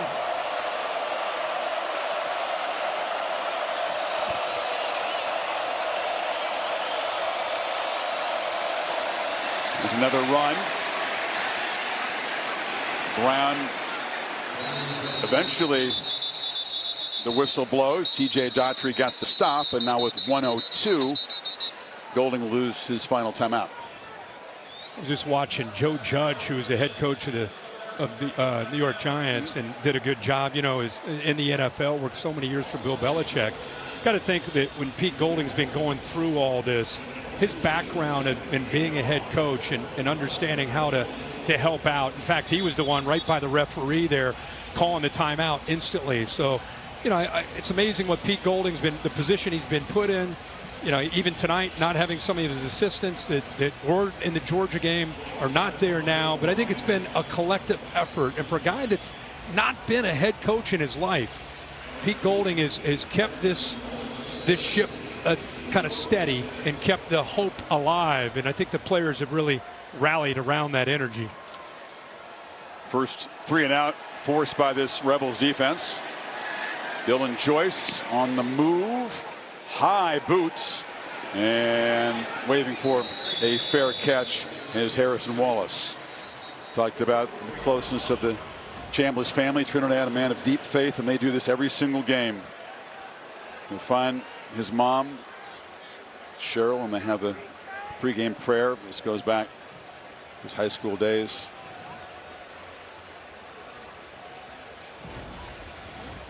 Incredible devotion. High school basketball and football until now, never missed a game, home or away. Incredible. That's so great. And I think a lot of parents can relate to that effort to try to be there for their kids. Need about 30 yards to at least have a chance at a field goal here. Chambliss just 6 completions. Again, only 8 pass attempts. It's just the 18th play Rebels have run in this first half. Pressure is picked up, has time, flips it down to Diggs, who breaks 1 tackle and gets out of bounds to preserve time. That was important. Yeah, and it's a great drive starter here in a 2-minute offense. Good job of just checking it down, and Diggs with a heck of an effort. Remember, Diggs is 220 pounds. He's a different kind of back than Lacey. Doesn't have that burst and that big playability, but he can pull out of some of those tackles as he did there, and did a good job getting out of bounds. Missed all of last year with an ACL. Came back to be the complimentary back to Lacey, and his role is important tonight with Lacey out of the game. Made some adjustments there to the right, shuffled the receivers, maybe finding a matchup. Chambliss looking to the right and launching across the middle, and the catch is made. And it's Wallace, first down. Clock will stop momentarily at the 42. Yeah, this is where Chambliss is at his best here, where he's not having to think as much, try to get the defense on their heels, play as fast as he can. Got to get to inside the 40 to have a real shot. Here comes the blitz. And pass to Wallace again. Soft cushion on the far sideline. Steps out of bounds in Canes territory after 7 more. Yeah, good job. Good feel there. Instead of pressing it downfield and taking a shot, just a quick little basically a check down there to Wallace. Right by the sideline. Just hold on. Make plays. Out of timeouts. So urgency here from Chambliss. You saw the shot of Carnero. As good a long distance kicker as there is in college football. Chambliss, another throw, and there's a pitch to Caden Lee, who's playing banged up tonight. Got to clock it here. He's right about that where you need to be. Just stop the clock after the first down. Fired into the ground here. There you go. So 24 seconds. Carnero set a Sugar Bowl record and then broke it a little bit later in the first half against Georgia. He had their first 6 points. Came from Western Kentucky, was clutch there. 2 walk-off winners, and then another one for the Rebels to beat Georgia. Not quite a walk-off, but a game winner. Chris, look at Miami still looking to the sideline. They're going to have to call a timeout. See, that's what Ole Miss wanted tonight, is the tempo to try to affect the communication. And they were about to snap the ball. Miami's all looking over to the sideline, and then that's where they end up calling the timeout. Talked about Carnero. These aren't just good from 55 plus. Watch where they land. Like way up in the net. Are you kidding me? That's the kind of stuff you see in your NFL game. No doubt about it. Curved that one in perfectly up into the net again.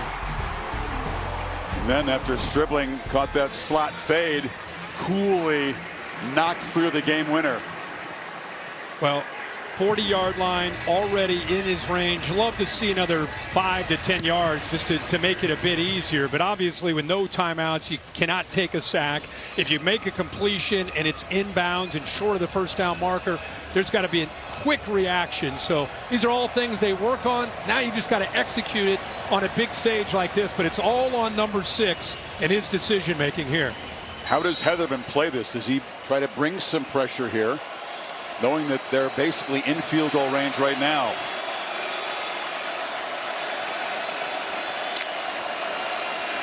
Chambliss from the pocket. Hell, let's do an interception. Wow. His first real mistake is Dylan Day. The young free safety had both hands on that football. Yeah, and watch, he's right here, right? Watch him able to move out to the outside. I'm not quite sure why he makes this throw, because it's very clear that he's in position to be able to jump this ball. I don't know if he just didn't see him or what the story might be, but boy, I'm surprised he made that throw. Ole Miss very lucky to have a chance at getting points here. Chambliss now again delivers a sideline, and that's just dropped by Caleb Odom. So 4th down now, and Carnero will have that field goal range tested again. He hit 57 in pregame. That's about where this is going to be from. And Ruben Bain has been great all year. He gets a push. He's able to get a paw up there and knock that ball away. He's able to block kicks. Doesn't have very long arms, but he's so strong. Yeah. Barges his way in. Officially, this is a 58-yarder. Carnero steps into it and drives it right through. Are you kidding me? What a weapon this guy is. And acts like it's no big deal. That's probably my favorite part. He just kicks it, watches it, stares it down, high fives the holder. Just like practice, guys. He has re-signed to stay at Ole Miss for next year, he told me. He says the NFL can wait. I'm having fun at college, and good for him. Renegotiate. Maybe LSU was very eager to get him to transfer over there. I'll tell you that. I would think like you said, what a weapon. That's from 58. The Ravens would be eager to grab him. Or we're in the Cardinal Stadium. They would love it. He says NFL can wait. He's having a good time. And so they moved it 29 yards, and despite misfiring at the end of the drive, lucky to avoid the pick, they cut the lead to 4. Doesn't it, again, it's one of those games that if you didn't look at the score and you just said, okay, what's it feel like? It feels like Miami's up by 17 or 20 points. You know, and right now it's a 4-point game. I mean, Miami's run 42 plays. Ole Miss has run 24. Kewan Lacey getting an early start to halftime. Perhaps they'll try to give the star running back who accounted for Ole Miss's only touchdown some treatment there. This kick was going to bounce out of bounds with 11 seconds in the half. That's big. Kickoff out of bounds. Kicking team. Ball be placed at 35-yard line. First down. Miami exhausted their timeouts. Yeah, I was going to say they're out of out of timeouts. So if you had a couple timeouts, maybe a different approach, they'll probably just take the knee and get out of here. Chambliss shaking his head. Hasn't been the kind of first half he envisioned. They've hardly had the football. And again, he hasn't been able to find Dejon Stribling yet.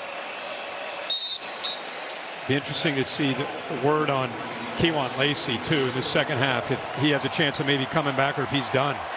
Let's hear from Cristobal with Holly. Well, Coach, you've dominated plays, time of possession, but the scoreboard is still close. What stands out that you've got to do better in the second half? Well, you know what? One thing we got to do is make sure we have better pre-snap discipline and post-snap discipline. We made a couple of really uncharacteristic mistakes that cost us sometimes some yardage.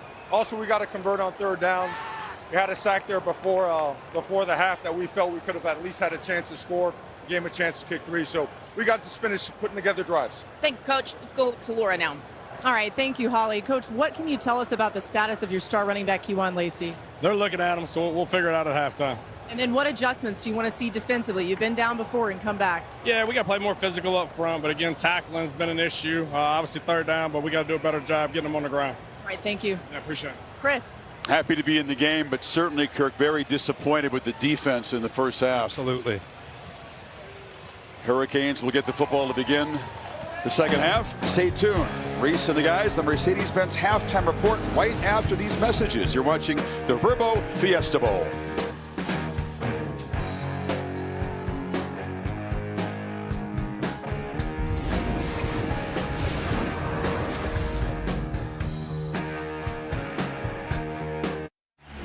Downs is safe. We get that quarterback, we protect ours. Where else would you rather be? They're right here.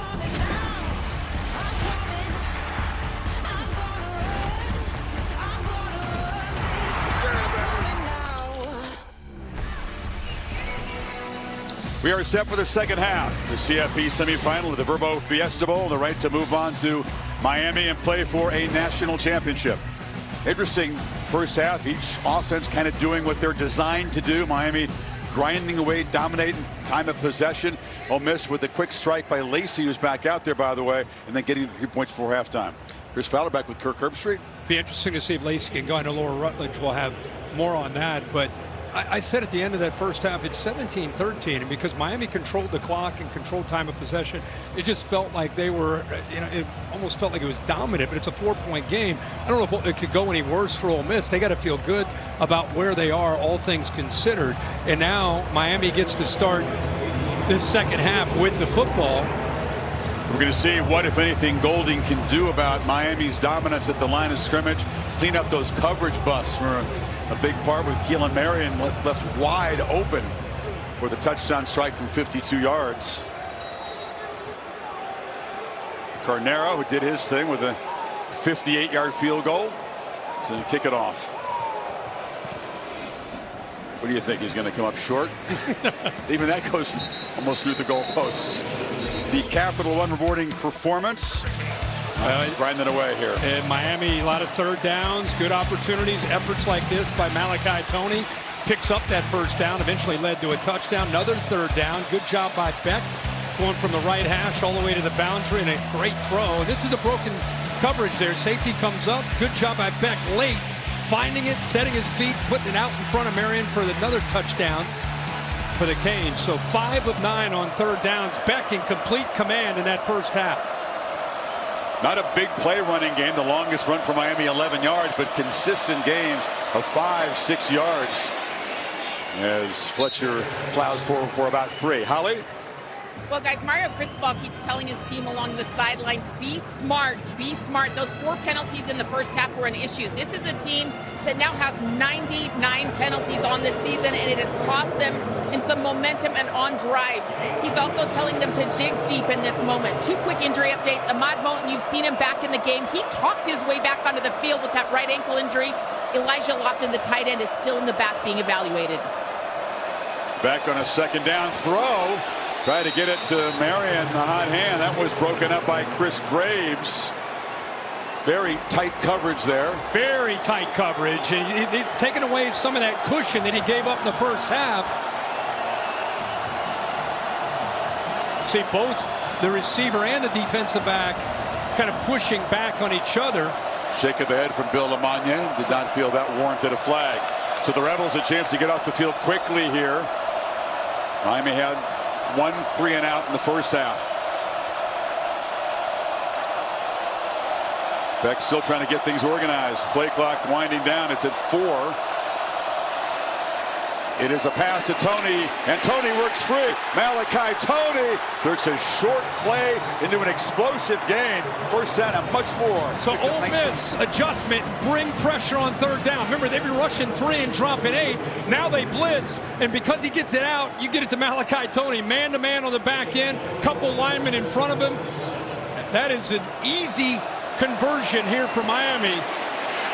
You had Markel Bell, a 345-pound tackle out there in space. Yeah, 6'9". It's a big human in space. Fake it. And a downfield shot. Launching for C.J. Daniels. Broken up. For coverage at the end of the play. That was Graves again on the receiver. Yeah, and Graves, you know, they challenged him a bit earlier. I think he gets away with some hands earlier. If you go way back at the beginning of this route, he was pretty handsy the entire time. Watch him. There's a hand, grabs onto his waist. I mean, that's where the interference is. Then he comes in late. Bill, that looked pretty aggressive to me. Yeah, that early stuff did take steps away. Yeah. The second one I wasn't too big on, but the second early one, I agree with him. 2nd and 10. It's Tony in motion. They hand it off to Fletcher. And Fletcher just muscling, getting help from those big guys. He's still going. When will they stop the pile? It's down inside the 35. Well, that's a heck of a job, obviously, by the front of the offensive line. Fletcher, tough running. It started with him. Once he got in, look at him, lower his shoulder, gets into the safeties. Now you're going to see him in that toughness. But then the offensive line, it's like they're doing a drill there, just pushing.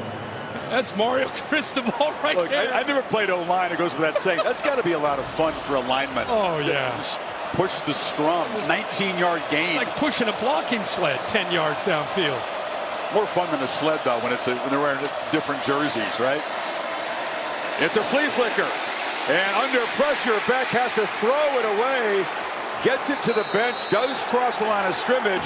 TJ Daughtry brought some pressure. They're talking about grounding here. See if it is. Intentional grounding. Offense number 11 relinquished the ball and therefore is not granted the opportunity to legally ground the ball.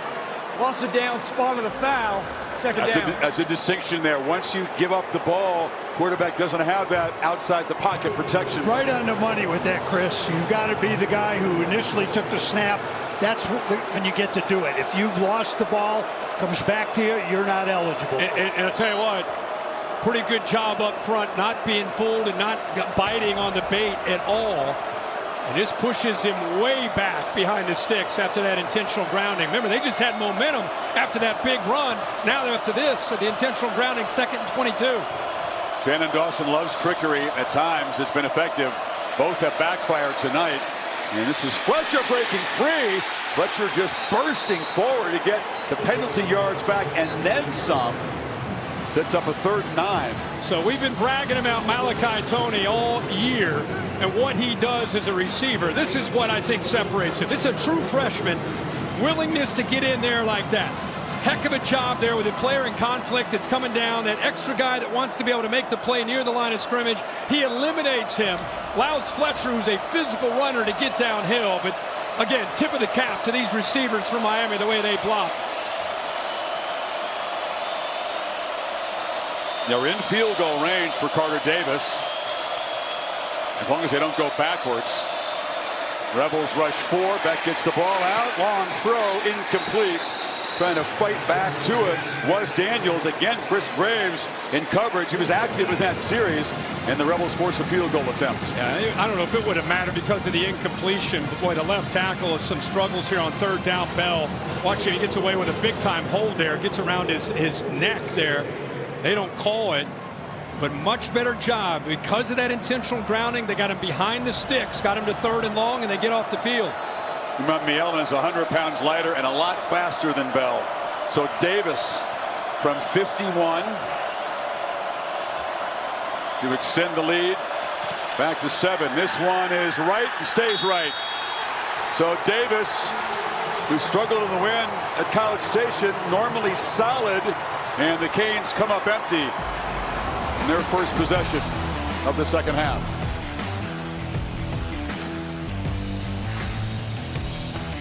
Chambliss gets the football back in this 4-point game.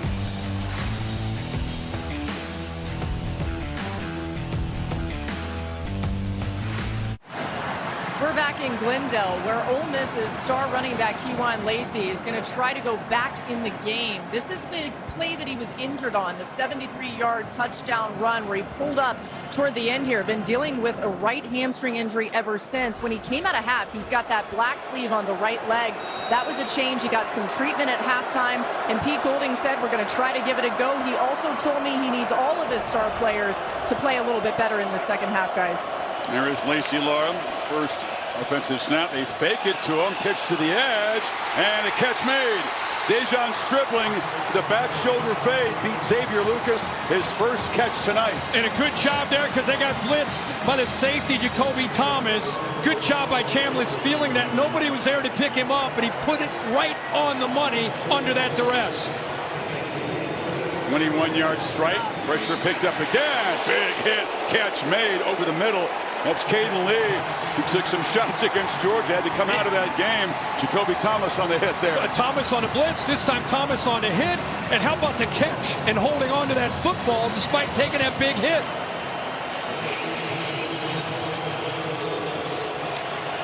He comes across in motion, and oh my goodness, almost another pick. Jacoby Thomas had it in his hands. Chambliss has been lucky twice tonight to avoid a pick. And they're going to still crank the tempo. Watch the motion go here. Watch the reaction by the safety. He sees that, done his scouting report, expects that ball to come out, jumps it, almost got right in front of that for a big turnover for the Canes. They do a terrific job studying on tape. They jump a lot of routes because their preparation helps them. Again, Chambliss lucky to survive that. And now a misfire trying to find Daquan Wright. You could see what the change and adjustments were for Pete Golding and Charlie Weiss Jr. They wanted to get back to who they are, which is tempo, fast. Even after an incompletion, they're trying to get Miami's defense on its heels. Yet to convert on third down tonight, 0 for 5.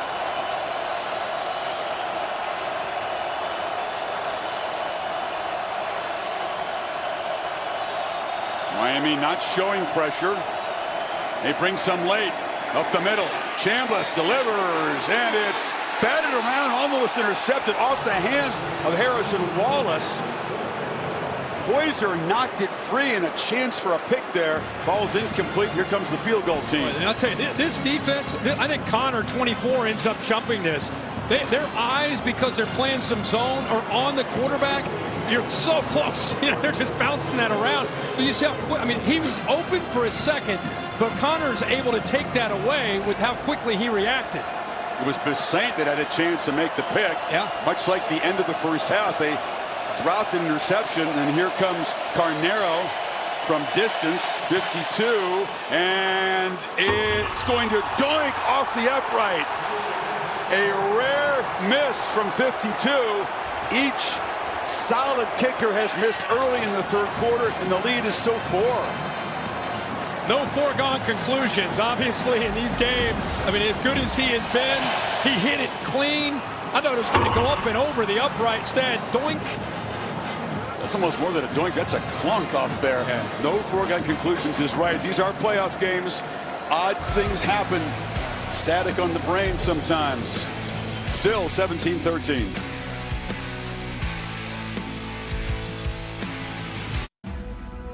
The CFP Semifinal at the Verbo Fiesta Bowl is brought to you by AT&T.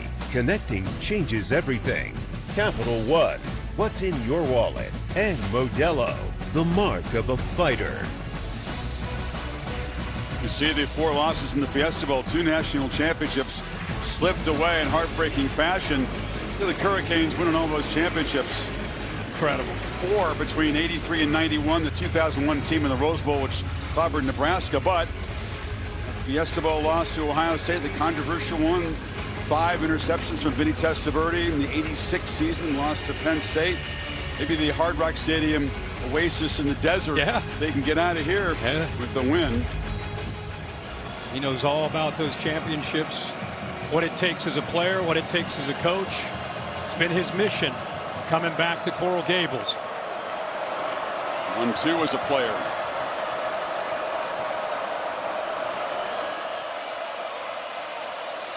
Beck scans the field and will just dart forward. About a half-yard picked up there, nobody open. Uman Mielema's closing in. Remember, Miami, they've really been able to dictate things offensively when they're able to run the football and put Carson Beck in favorable down and distances. That's their game. That's why they had a 13-play drive, a 15-play drive. They have to continue, not look for the explosive play. That'll come to you. Don't force that. Just continue to control the line of scrimmage, run the football, and throw those high percentage throws. There's a second down run.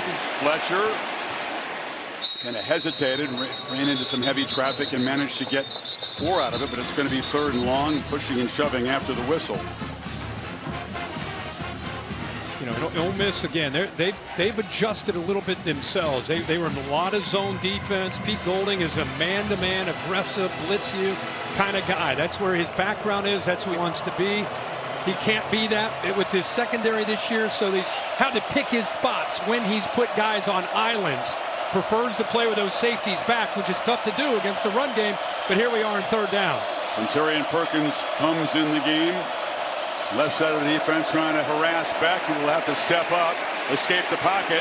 Tony's out there blocking for him, and the little guy on the edge, who's a big blocker, gets back 1st down yardage for 8. And again, remember we talked about the movement, the twist game that they like to do. Watch 5 right here in the middle. Cam Franklin on the over that right tackle. He twists. Now he takes himself out of position. Now that defensive back on Malachi Tony's in no man's land. You're going to stay on Tony and give it up to the quarterback, or you take the quarterback and give up the quick throw. And this is an underrated aspect of Carson Beck's game. 6'4" guy that can run if you leave him alone like that. Not an electric scrambler like Chambliss can be, but efficient, effective. Got 8 when he needed it there. Now Fletcher, another productive 1st down run shoved out in Ole Miss territory. Yeah, again, this is Miami's game. That's who they want to be. That good call that time by Shannon Dawson.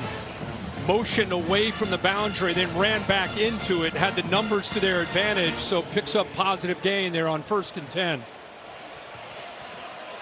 Trying to wear down this Ole Miss defensive line. You saw 51 Xavier Harris there jogging off, looked very, very tired. So Cam Franklin trying to get his guys pumped up. This is when it gets tough. They've taken some body blows in that 1st half. They got to withstand 100%. Another 23 minutes or so. Holly? Carson Beck using his legs more effectively. Shannon Dawson said, actually showed him some video this last week of NFL quarterbacks and how they slide or roll forward. He said he can turn a 2-yard run into a 4-yard run depending on his body position. He's been really smart about how he's using his legs. Good coaching by Shannon Dawson. Another 3rd down here. Marty Brown is in the game. Fletcher out. Tony in motion. And Brown's got it straight ahead. Bangs for a 1st down inside the 40. Nice to have an offensive line when you feel comfortable just running for it in 3rd and 3, 3rd and 4. Absolutely. You know, absolutely. It's just the offensive line, good tough running, able to stay fresh by bringing Marty Brown in, give Fletcher a little bit of a break. So far tonight, Fletcher 17 carries. Marty Brown has 9, just coming in just enough there to keep Fletcher healthy and close to 100%.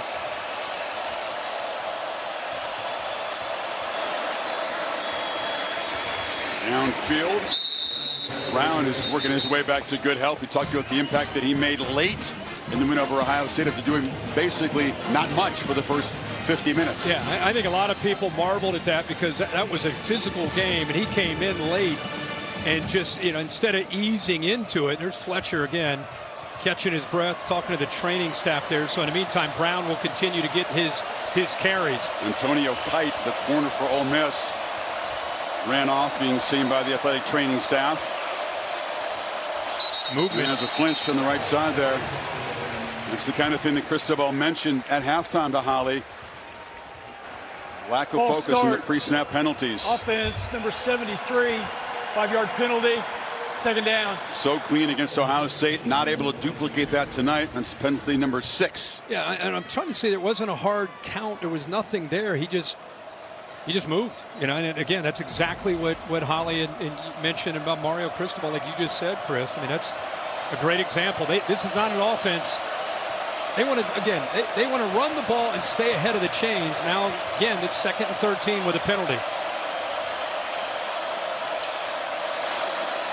Back from the pocket, finds us, drops. JoJo Trader had it in his hands. Back to the defense and lost focus. I think he just started to think about what am I going to do with this football in traffic after I make the catch. I think he started to make that move instead of securing the catch and maybe taking a big hit. He started to think about maybe getting hit instead of thinking about securing the football. So now again, remember, they had their way on 3rd down in the first half. Now they're behind the sticks again.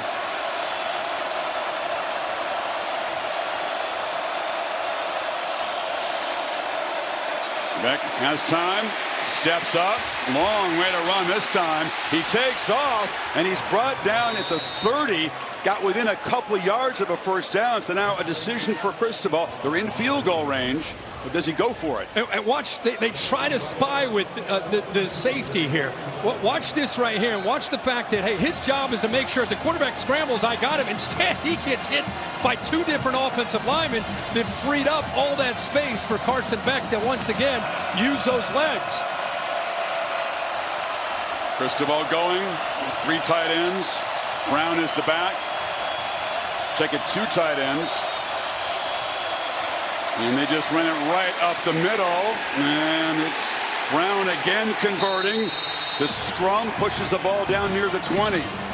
I'm a big proponent of these kind of runs, 4th and 2, and you just say, you know what we're doing, we know what we're doing, can you stop us? And then you get it with that kind of effort.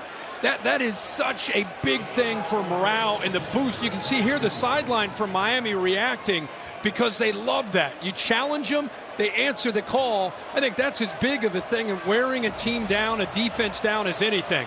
Converting on 4th and 2, running the football. Eccles and Harris here were so effective against Georgia, making plays, getting shoved around tonight, and it's Brown again grabbing about 4 more. Now they've had 11 plays on this drive, 10 runs. We just talked about what do they need to do? Get back to running the ball, dinking and dunking. It's screen game. That's what they've done here on this drive. It's been amazing to see them control the line of scrimmage and eat up the clock. 147 rushing yards and counting for the Canes. Fletcher's still on the sidelines. So it's Brown again, and Brown this time met in the backfield. That's Xavier Harris, who was such a force against the Dogs. He had 10 tackles in his interior line position in that Sugar Bowl win. Yeah, is he going to be able to get up? He's the guy that I said looks the most fatigued with this style of offense he's going up against. Tonight, interior, trying to rotate. It's a big man, 6'8", 330 pounds. Actually recruited him as an offensive tackle, but he went over to the defensive side and has done so well. But These body blows are starting to add up to this Ole Miss defense. It's a third drive that Miami has had tonight of 13 plays or more. This time they need 7, though, Kirk, and Fletcher is back in the game. Marion comes across in motion, and another false start. I think it's the right guard again, 73, Cooper. False start. Offense, number 73, 5-yard penalty, 3rd down. Miami trying to overcome some self-inflicted wounds on this drive. That's the second pre-snap penalty. They had the drop earlier by Trader. And Cooper having a tough time on this drive alone. Guys trying to pick him up. You know, that when you see mistakes like that, that's mental fatigue as much as anything. Tony slot left. Daniels to the right. Fletcher is the back. 3rd and 12 now. Beck looks across the middle, batted in the air and intercepted. Ball batted up in the air and picked off by Kapena Gushikin. First turnover tonight. And that's the second pick he's thrown in the last 7 games. Yeah, and this one's really not on him. Cam Franklin, the big defensive end, 6'5", does a heck of a job of timing up when to get his hands up in the air. Watch 5 right here. Watch the job he does. He's lined up, trying to get off of that block. Hands get up in the air to be able to knock that ball into the air, and there's the turnover. Man from Maui makes the takeaway from the shores of Haleakala, the volcano there.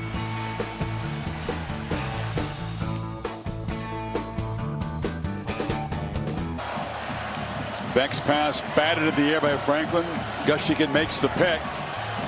And the Rebels will take over. Still down 4 from the 14. Really good look at him getting his right hand on it.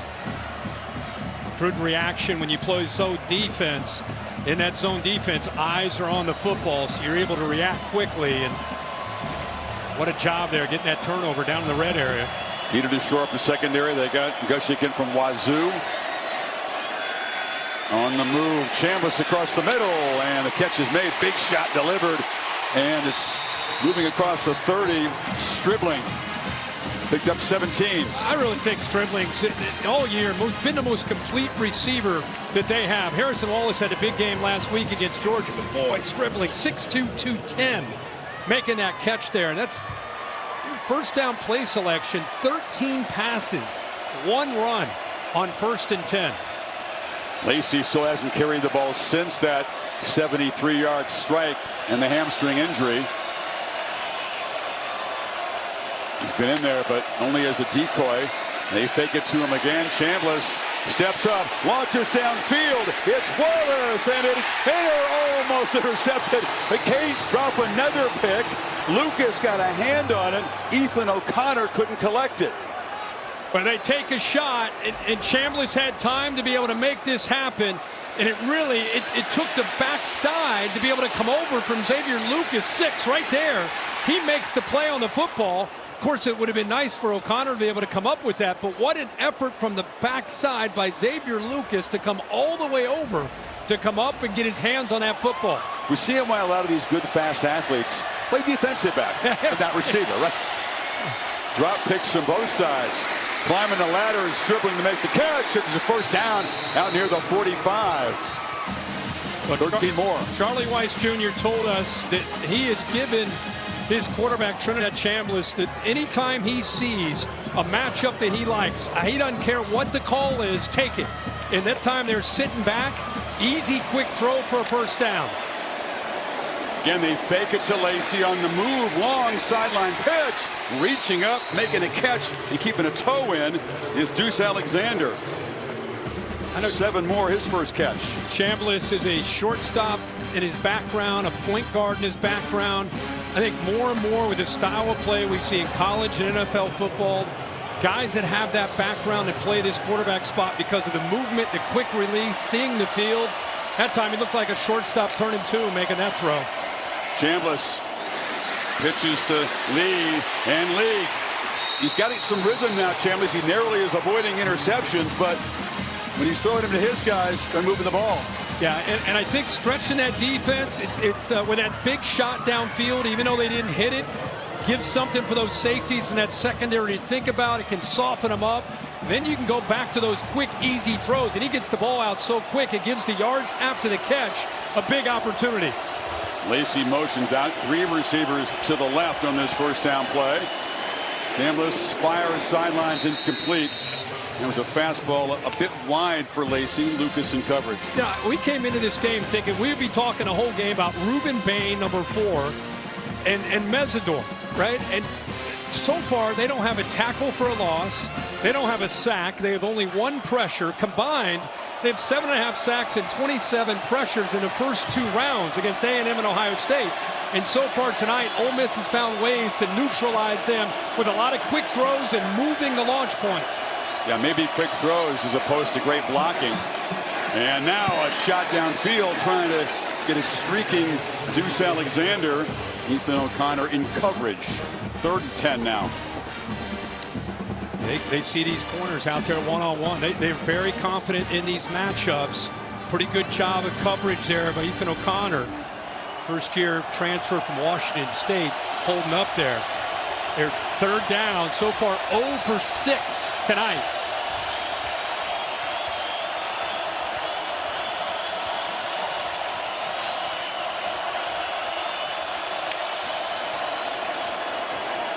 Chambliss scrambling, and he'll be dragged down at the line of scrimmage. That was Armando Blunt. A sack might have moved them out of field goal range. As it is now, they'll trot Carnero out there. Yeah, good job, because that time they cranked up the pressure. We mentioned how Bain and Mesidor have not been able to get home. So watch that second level. Drop the defensive end. This time the linebackers are freed up. Torre, who's a great blitzer, but the effort there to get back close to the line of scrimmage gives them a chance here at this field goal. Final minute of this 3rd quarter. Carnero, who just missed from 52 off the left upright, tries this one from 54 to make it a 1-point lead. And he's done it again. Are you kidding me? This bank shot goes in. Can you believe that? 2 doinks. 1 stays out, 1 goes through, and it's 17-16. Chris, if we gave him 20 shots to try to hit an upright, I don't know if he intentionally could do it. From 50 plus. Right, but he's hit 2 in a row. This one catches the inside of that upright and goes through. I'm loving the microphone on that goalpost, by the way. Very crystal clear. So we have a 1-point game. 22 seconds to go in the 3rd quarter. Governor says, thank you. I was due one.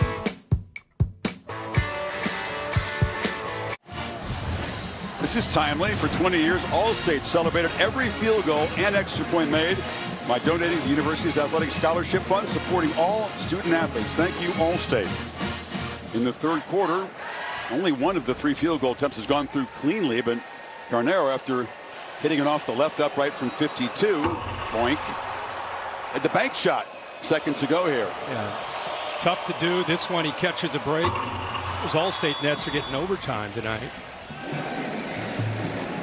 Small margins, right? I mean, these games, we figured this would be a close one, and things like a dropped interception, a field goal bank shot, could decide it. ESPN and the CFP Foundation support education through sports, investing over $4 million in schools since 2014. This postseason, donating $1,000 for every touchdown to support teachers and coaches who are leading health, sports, and fitness projects. CFP-foundation.org.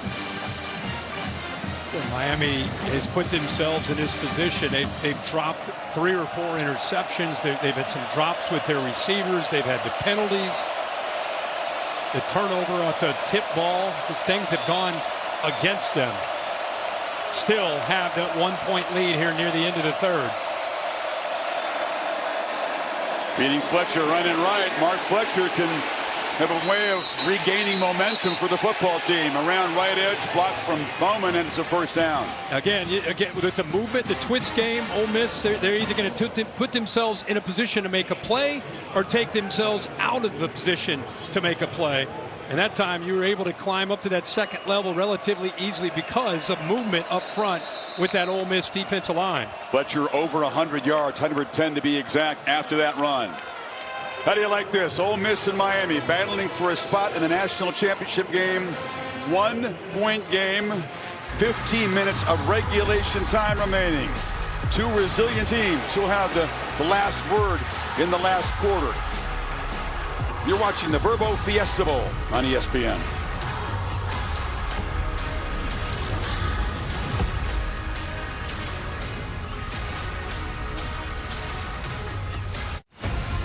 Welcome back. 1-point game, final quarter at the Verbo Fiesta Bowl. Miami clinging to a lead, scoreless in the third quarter. Carnero's field goal got them back within one. It's incredible to look at this, but we've been talking about it all night. By the time they're done with this drive, they'll have more than double the amount of plays Ole Miss has. See the yardage, third down conversions. Look at the time of possession. Miami's 6th in the country. They have 33.09 per game. And they're at over 33 minutes through 3 quarters. And we got a 1-point game somehow with all that. That's Tony in motion, backwards pass in space. Look out.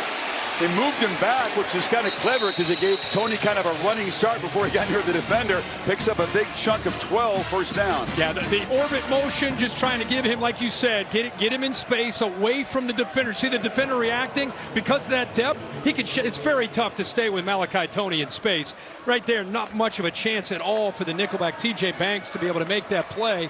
Able to shake him. There's the blocking downfield by those receivers. Marion and CJ Daniels gave him room after he shook the safety Banks to have all the room to get the first down. 4th catch for Tony. He has 2 rushing attempts. They give kind of a jet sweep look and then feed Fletcher up the middle for a few. What will Shannon Dawson have in his back pocket? Against Ohio State, he had some wrinkles late on some of those key drives where he gave different formations, gave some different looks where he was able to keep his quarterback, showed a kind of a speed option look, or he went heavy on one side. He'll do some false pulls, just show some things that he hasn't shown all game, typically in this fourth quarter. Back, pressure picked up, and he'll get out for a second time. Son Terry and Perkins came flying in off the edge. Chris, I think Fletcher looks surprised to me. Watch him right here in the backfield. Watch his eyes. He's just kind of looking left. And then, oh, wait, now I got to react quickly. I don't know if he was looking to the inside. See, he was confused. Maybe the inside backers. But whatever the result, I don't know if he thought the right tackle may have picked that up. And he was late to react, and an easy job there at Perkins getting home. Normally a very reliable blocker against the blitz. Ole Miss defense again making a big play with a pass rush to create this 3rd and 16. Got to get inside the Ole Miss 40. Beck, he'll be sacked again. Goes down for a 4th time. Coverage sack. Will Eccles got home. And Ole Miss defense steps up. And this is a team that we just showed you how many plays they've been out there. And the time of possession, you think they're going to get tired in the fourth quarter. Instead, they rush essentially 3, and they're able to get him out of the pocket, step up, and there's Perkins again to be able to clean it up. But for a defense that you'd think would be worn down and tired in this fourth quarter, they step up on those last 2 plays. All the focus on the Miami pass rush. They've got just 1.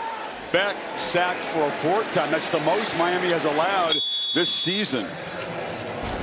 Punt by Joyce, fair caught about the 10-yard line. Early fourth quarter, Ole Miss back to work, down 1.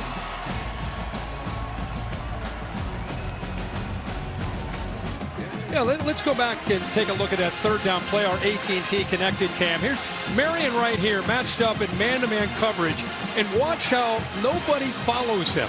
You got man-to-man on your right. Everybody's in man coverage. The corner doesn't stay with him.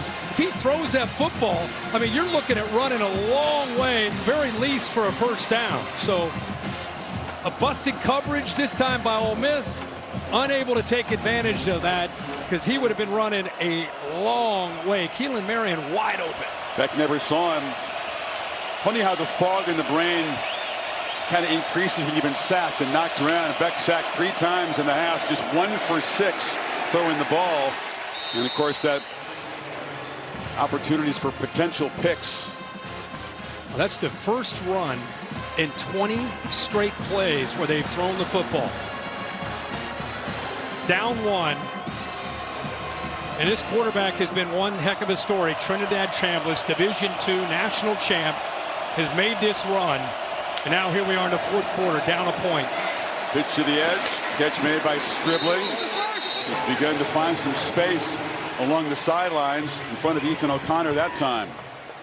And it's a good job of getting it out in a hurry, giving him a chance there. I thought he might come close to trying to turn the corner and fighting for that first down, but he is going to come up a bit short. Always tough against the Miami defensive line on third and short to get that tough yard. Lacey is in the game. He's got the football. He does not have the first down initially, but spins out of the hands of Mesidor, and they move the chains. Whoa! I mean, think about this. This is 3rd and 1. We just said how tough it is because the way they're able to shoot gaps. Mesidor has it. He's down, but the effort with a guy that's fighting through a hamstring situation on that right leg, that's his first carry. He gets the first down. Fresh set of downs. Chambliss from the pocket launches downfield, going up and making the catch for a first down. Daquan Wright, the tight end. Again, feel for spatial awareness. The corner 24 is going to go with one. Get the ball out so you don't let O'Connor react quickly. He did not hesitate. He got to the back of that, top of that drop. Ball was out in a hurry, and a good adjustment in the air by Wright. Lacey feed up the middle, bangs forward. Physical run of 4 yards. Torre knocked him down. You ever tweak a hamstring? I mean, anybody out there that's tweaked one, you know how sensitive that is and how one little burst and that thing can pop. And that's what he's dealing with right now. So got to give him a lot of credit on that long touchdown run. He tweaked it, and he's back out there trying to fight through it. Lacey's got it again. He's got space, makes a cut, has a first down in Miami territory. I tweaked everything, the answer to the question. But I'm not an athlete, so I don't have to recover. That's a whole different story. There he is, man. Knees up high, forcing a safety to make that play. I really think this entire year, their balance and their ability to run for 180 yards a game, that's why they are in this game. Trinidad Chambliss and his passing game are obviously a threat, but the balance is when Ole Miss is really at their best. Tight ends booking each offensive lineman. They hand it off. This is Watkins. The speedy freshman picks up a couple.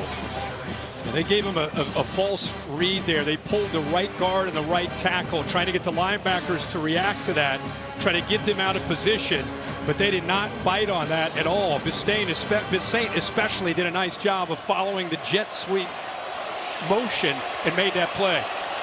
Diggs in the game. Rebels getting closer to field goal range from Carnero. Pressure comes. Chambliss retreats and fires on the move. It is ruled a catch. Deuce Alexander was falling backwards. Did they rule that a catch? Now they say, what is the signal here?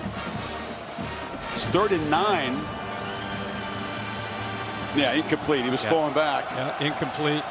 Good job of getting out of there. Ole Miss got away with a hold by the left tackle, Diego Pounds. What penetration by that Miami defensive line. Moten, 99, was the first one in there. Kane showing blitz again.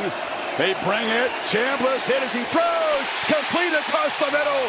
Standing and delivering to Caden Lee, who took a big shot. Flag down where the tackle was made. Chris, Keontae Scott, who's been blitzing all season long and getting home, he's the guy who hits him right as he throws the football. Somehow he blocked that out, kept his focus downfield, and makes an accurate throw. Scott arrives in a hurry. Personal foul. Targeting. Defense number 6.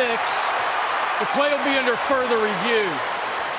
Xavier Lucas, second time the targeting has been reviewed. They picked up the flag in the first half against Ole Miss.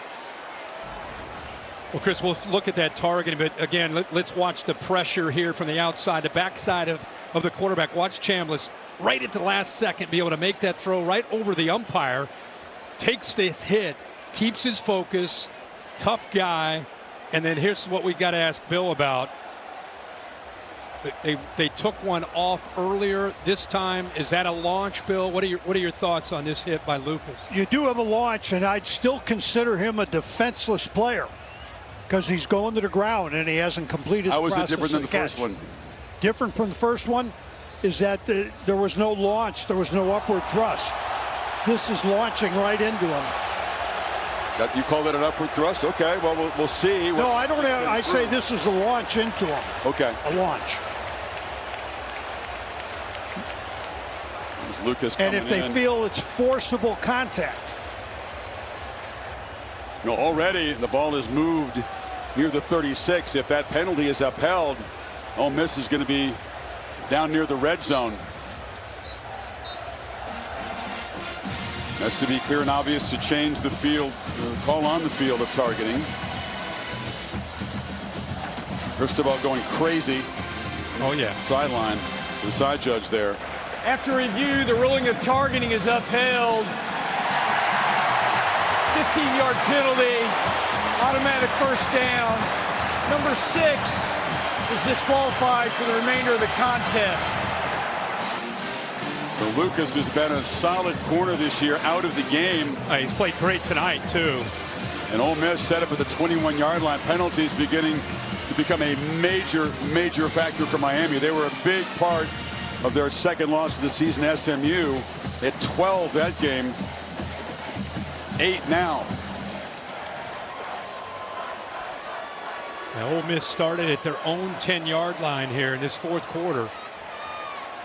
Jabari Antoine is a true freshman. Number 16 has stepped in the absence of Lucas.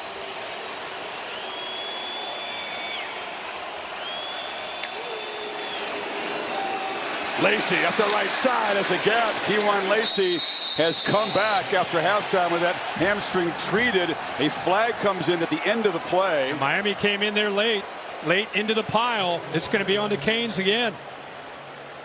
I think this one's on 11, David Blay. After the play, personal foul, late hit, defense number 11. Half the distance to the goal, first down. Miami's come completely unraveled with his mental mistakes. Yeah, they really have. Back-to-back penalties. From our right, you'll see 11 come in right there. Plays dead. An easy call for the official. Just can't make those mental mistakes, obviously. They're taking Blay off the field. Just giving Ole Miss 15-yard gifts. Now the first red zone snap this offense has had tonight. And they punch it in to make it an 8-point lead.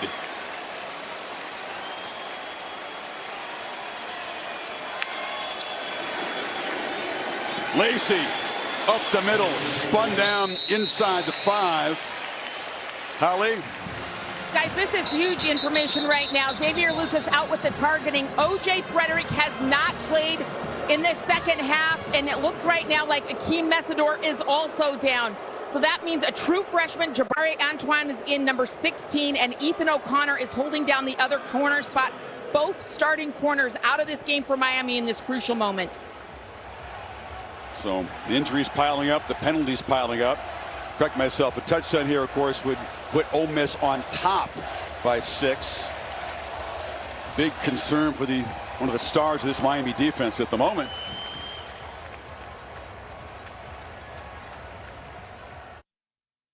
The CFP Semifinal at the Verbo Fiesta Bowl is brought to you by Verbo. Enter Verbo Sweepstakes at verbosweeps.com for your chance to win a free stay. Gatorade and Taco Bell.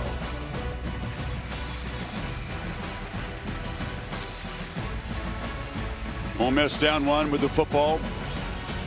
And Miami looking at their sack leader, one of the emotional leaders of this team, Akeem Mesidor, walking off. They brought an elbow brace from the locker room out there. That did not look good. Watch as he's fallen on here. Right in your picture, the right arm on Toure, and then Saunders gets pushed down on top. Yeah, Sanders goes right down. Boom, right there. Jeez. Right into the medical tent.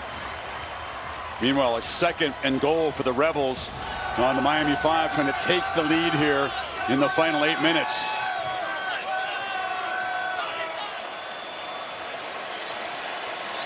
Deuce Alexander, one of the receivers, in position to take a direct snap. Now they move around, and Chambliss goes back in shotgun position. So a pre-snap wrinkle here. After all that, they feed it to fake it to Lacey, and Chambliss goes to the right end, picks up only about a yard. So 3rd and goal coming up. This is where Chambliss, Charlie Weiss Jr. likes to use his legs down inside the 10-yard line. We saw last week against Georgia. This is where they'd like to use that +1 zone read here. Pulls it. Now it's a foot race to get around that corner, pick up some good yardage. 3rd down, though. Not elite in these goal-to-goal situations, despite how explosive this Rebels offense is. Chambliss in the flat. It's dropped. And they tried to get Lacey out of the backfield. Keontae Scott was in coverage. And here comes Carnero one more time. Yeah, if he would have just waited a beat, Deuce Alexander, I think, was able to come free behind this throw to Lacey. He's in the back. If he just would have taken maybe one more hitch, and Deuce Alexander reacted by moving his hands in frustration. But Miami's defense, despite all those mistakes, the late hits, looked like they may give up a touchdown. They hold inside that 5-yard line to a field goal. Big difference. That was a 4-point play. That drop. Carnero puts Ole Miss on top, though. 19-17. What a drive. 13 plays, 86 yards, 519. That's a marathon for Ole Miss, and penalty aided. Eli's guys up on top now.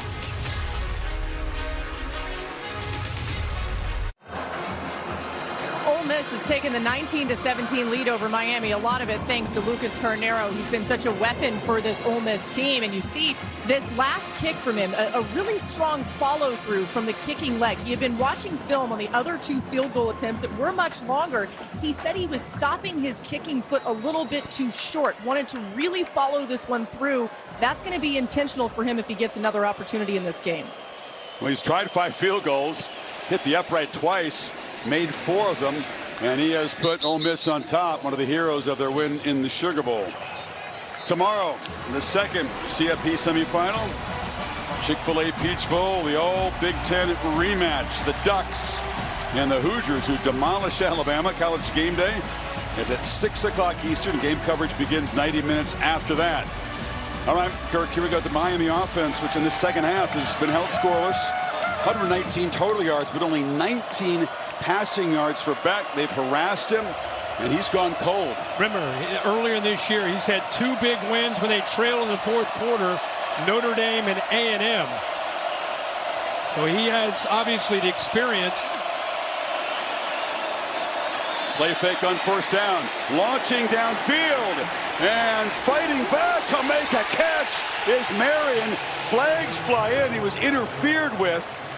Did they rule it incomplete? It was Chris Graves, who has been involved a lot in physical coverage. Obvious flag that time. Pass interference, defense, number 32. 15-yard penalty, 1st down. But Beck was going there all along. He had press coverage, loves to match up against Graves, believes that Marion can beat him. There's a little tug there, another little tug. Graves is way out of phase, never locates the football. And in NFL football, that's a spot foul. In college football, it's 15 yards. So he probably does the right thing, just grabbing on there. He had no idea where he was on the field. This is the 3rd Rebels penalty, the 1st of the second half. All of a sudden, Keelan Marion has become the main target for Beck. Pitch to the edge. C.J. Daniels weaves his way, gets some blocks, and picks up about 8. Another false pull this time from Miami. They pulled their left guard, Matthew McCoy. Again, when you see that, you're just trying to slow the linebackers down with a quick throw to that side. You mentioned Beck's experience in these late game situations. He's been a winner against ranked teams in his career. This is Fletcher around the end. Mark Fletcher with a big stiff arm. Shoved out of bounds, but he's in Ole Miss territory at the 36. Picked up 17. Now always watch 61. Maui Noah, good job, set that edge, and Fletcher knows he can always count on 61. Bounces it, finds grass, and uses his speed. He's a physical guy, but at 6'2", man, he's got good speed and can cover a lot of ground. What a response here so far from Miami's offense. Already in field goal range for Davis. They don't want to score too soon. They would love to use more clock. Fletcher slipped, tried to hit the brakes as he approached the line of scrimmage and lost his footing for a loss of 1. And we've only seen that a couple times. He's just trying again, make that quick hard cut. And right there, his feet come out from underneath him. Think about this Miami team. I mean, this is a team that has had 4 dropped interceptions, 9 penalties, a missed field goal, -1 on the turnover margin.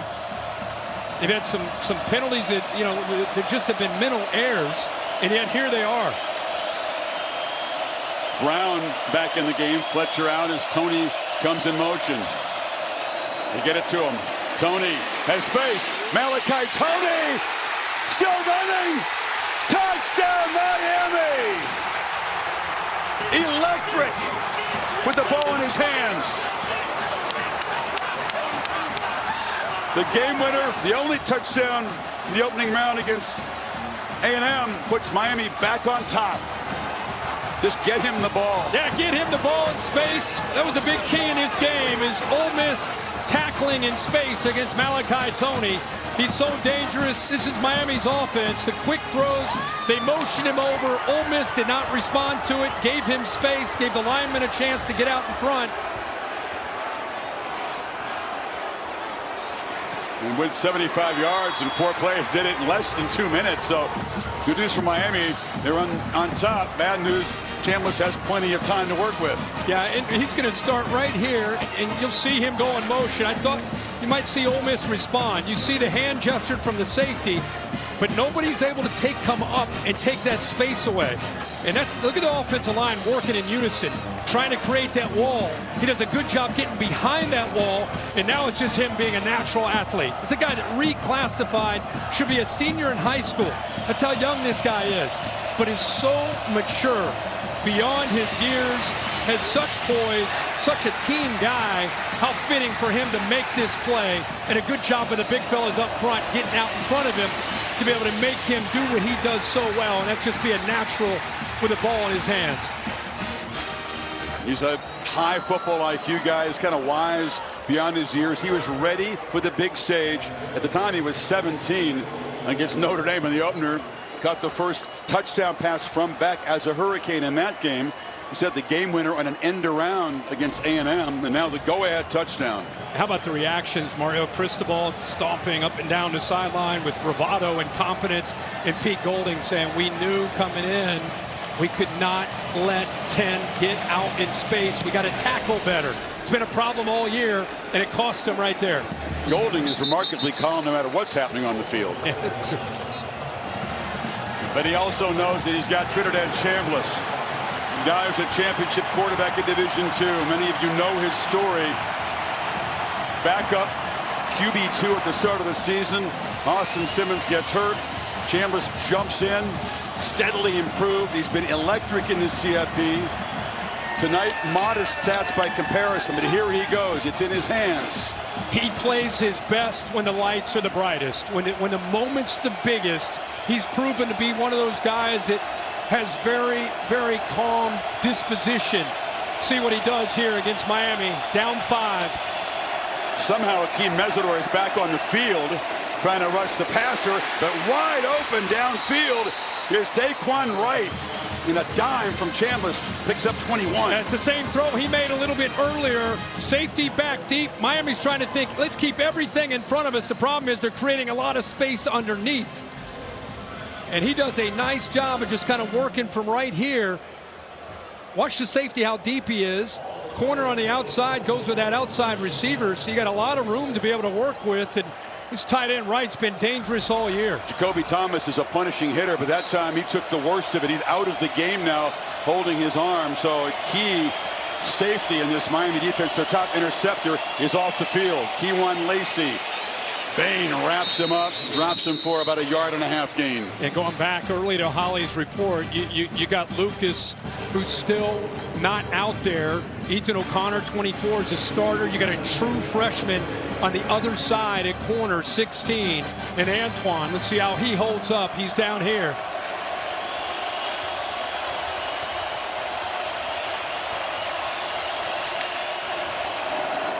Four-man rush.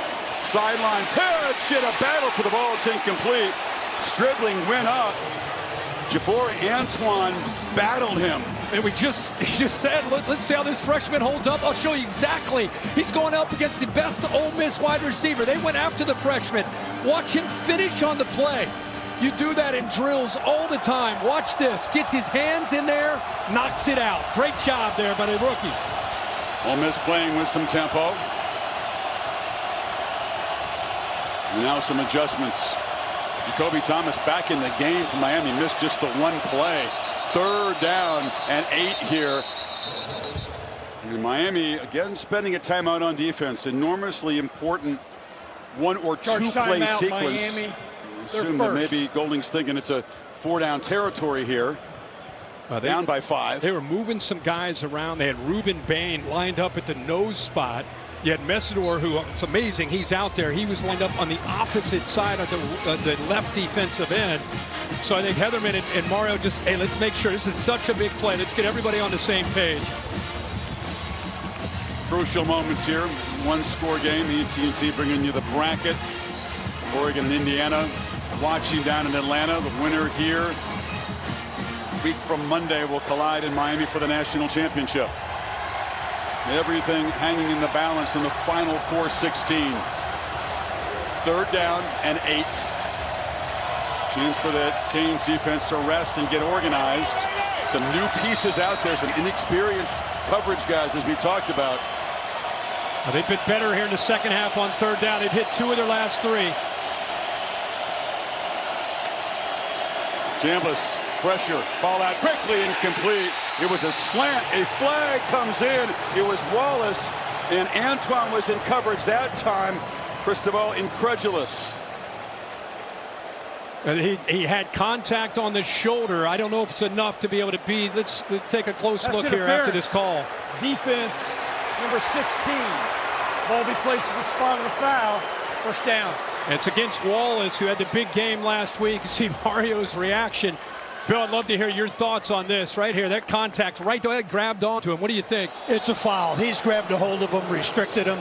It's a correct call. Moves the ball to the 45. Fresh set of downs, more importantly, for Chambliss.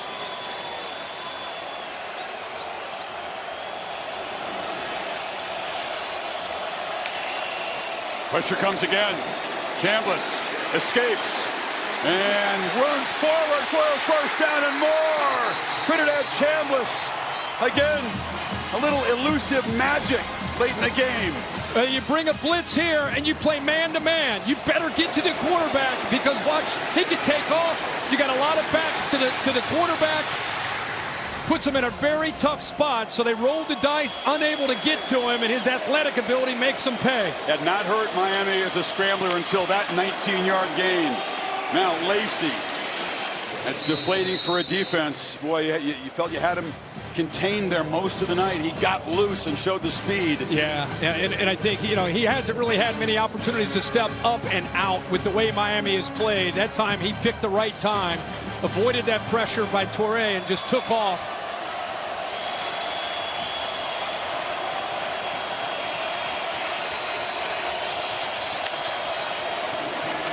Again, the Canes bring pressure. Chambliss delivers. Touchdown, Ole Miss. Davon Wright. The Rebels back on top.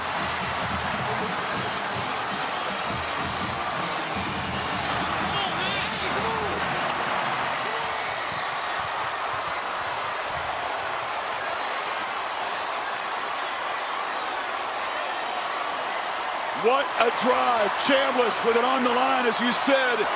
He's got a big game, postseason game pedigree. And they ran that same route to the left twice. This time they hit it for a big touchdown. We'll show it to you in a second. Ole Miss obviously up 1. Has got to go for 2 here. Trying to make this 3-point lead. Once again, it's Deuce Alexander lined up, and he'll motion out and bring Chambliss back in. You want the ball in number 6's hands. Chambliss on the move, scanning, end zone, caught! 2-point conversion by Caleb Odom.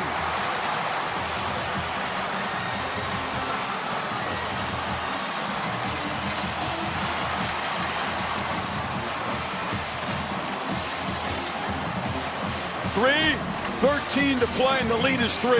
Chris, let's look at our clicker here. Wallace goes deep. That takes care of the corner. Once again, the tight end right here is going to take advantage of this space. There's the corner going deep. Chambliss feels it, understands he's got that space again. They ran it twice to the left, this time to the right. Chambliss in rhythm, saw exactly what he needed to see with that corner clearing. Safety is deep, off of the tight end. And Wright has had a heck of a second half. 3 receptions, 64 yards, and a touchdown. And here he just finds a wide open receiver there for the 2-point conversion. There were times against Georgia, but he turned the Superdome into his backyard. More contained performance tonight, but under duress, Chambliss able to produce some more magic. And Beck and the Canes answer.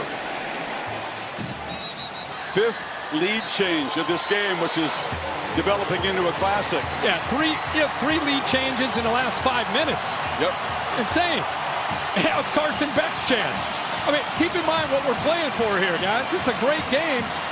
The winner's going to the national championship. These teams are fighting to the end. Ole Miss trying to win their first widely recognized national championship. They claim 3, not really the major service polls. Miami trying to get back home to play for their first championship since 2001.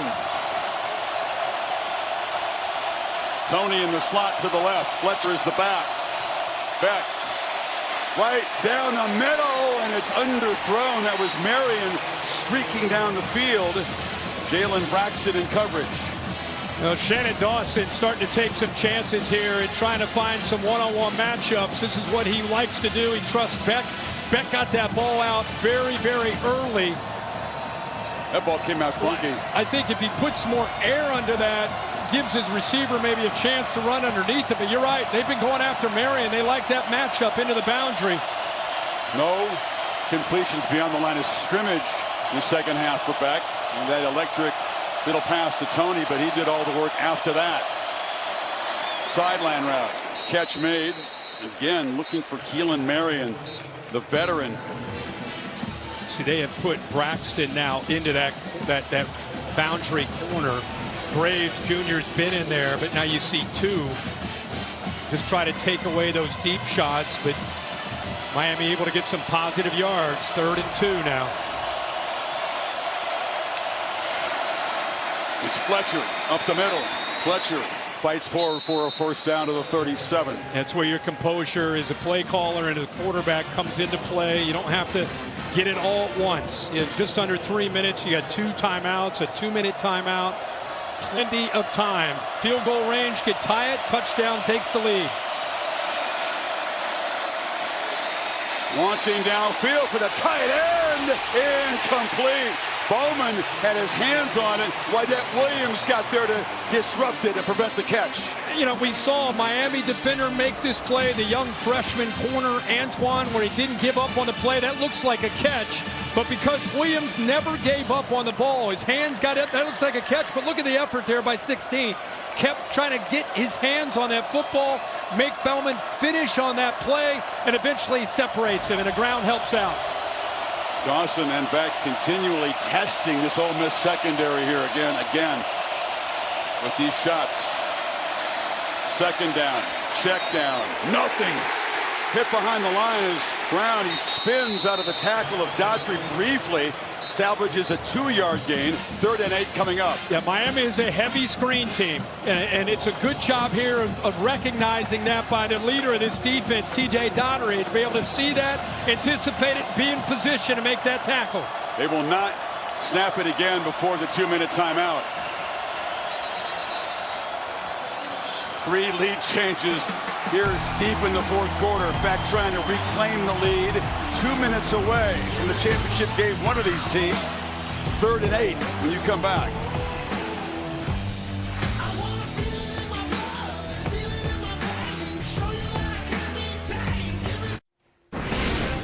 Good evening, I'm Scott Van Pelt. Coming up on the Ram Trucks postgame live trophy presentation. One of the stars of the game, all access inside the winning locker room, but right now that is very much up in the air. Chris and Kirk, 2 minutes to go, 3rd and 8, back to you. Thanks, Scott. Massive sequence here. What does Shannon Dawson like? What can Beck execute? Brown is the bat. Tony motions over to left slot. Rebels don't bring pressure. Beck launching down to the far sideline. Trying to come back for the ball is Keelan Marion. Jalen Braxton is flagged. All of a sudden, the officials becoming a major part of the story here, second half of the fourth quarter. Yeah, and he stepped out of bounds or close to it being, I don't know if he was pushed out of bounds on his route. Face mask, defense, number 2, 15-yard penalty, first down. And because of the back shoulder, that's where the hand gets up into the face mask. He's trying to adjust back to the ball, and that was his reaction right away. He did get his hand in the face mask, Bill. Did he turn the head enough to be justified in a 15-yard penalty? I've got him grabbing it. There's a twist to the head. Good call. I think so, too. Moves the ball to the Ole Miss 46. Penalties a huge part of this final quarter. Back quickly to Daniels. Daniels weaves through traffic. Rebels did a good job fighting through the blocks, holding to about a 4-yard gain. Williams got him down. Yeah, they keep going to these screens. Offensive linemen like a convoy out in front. Challenge Ole Miss in third level. See if they can make tackles against these receivers. Just about in field goal range for Davis, but Beck thinking touchdown. Does not want to take a sack. Spins free and throws it high along the near sideline. No signal yet. They're giving him the catch. They give him the catch. Yeah. Wow. I mean, this guy's done everything this year. Watch this catch. One hand, and then somehow, does he get a foot down? Oh, my goodness. The toe is down. Is the heel down out of bounds? Oh, obviously, look at that. I'm just caught up in the one-handed catch. And then to be able to try to have the mind to be able to get your foot down close. But that heel, Bill. It's under review. When you come down and you want to do a toe tap, you have to definitely show a toe and the heel up. He came down with his foot. This is an incomplete pass. Yeah, clearly. But what a great catch. You're right. I'm still looking at that somehow. The catch and then the foot to get down, it happened so fast there. Almost like the Omar Cooper catch at the back of the end zone for Indiana against Penn State. It's a good distinction that Bill made. A toe tap is good, but when you land toe first and the heel hits immediately, waved off. Not in bounds. Yeah. Doesn't take away from the incredible effort as Tony has made a big impact here in the second half. And that was also an adjustment to a scramble by his quarterback. He's trying to come back and help him out. He must have gone up well over 10 feet to be able to make that catch. It's going to be a third down play. It's an incomplete pass. Third down. Reset the game clock. So another crucial third down in this game. They need 6. Now the 3rd and 8, they got the face mask. The last time they had a third down, they got the first. If they don't make a yard here, they're still within range for Davis. It'd be the longest one he's made at Miami. I don't think they'd feel real comfortable about that. And Carson Beck's got to be smart about not taking a sack.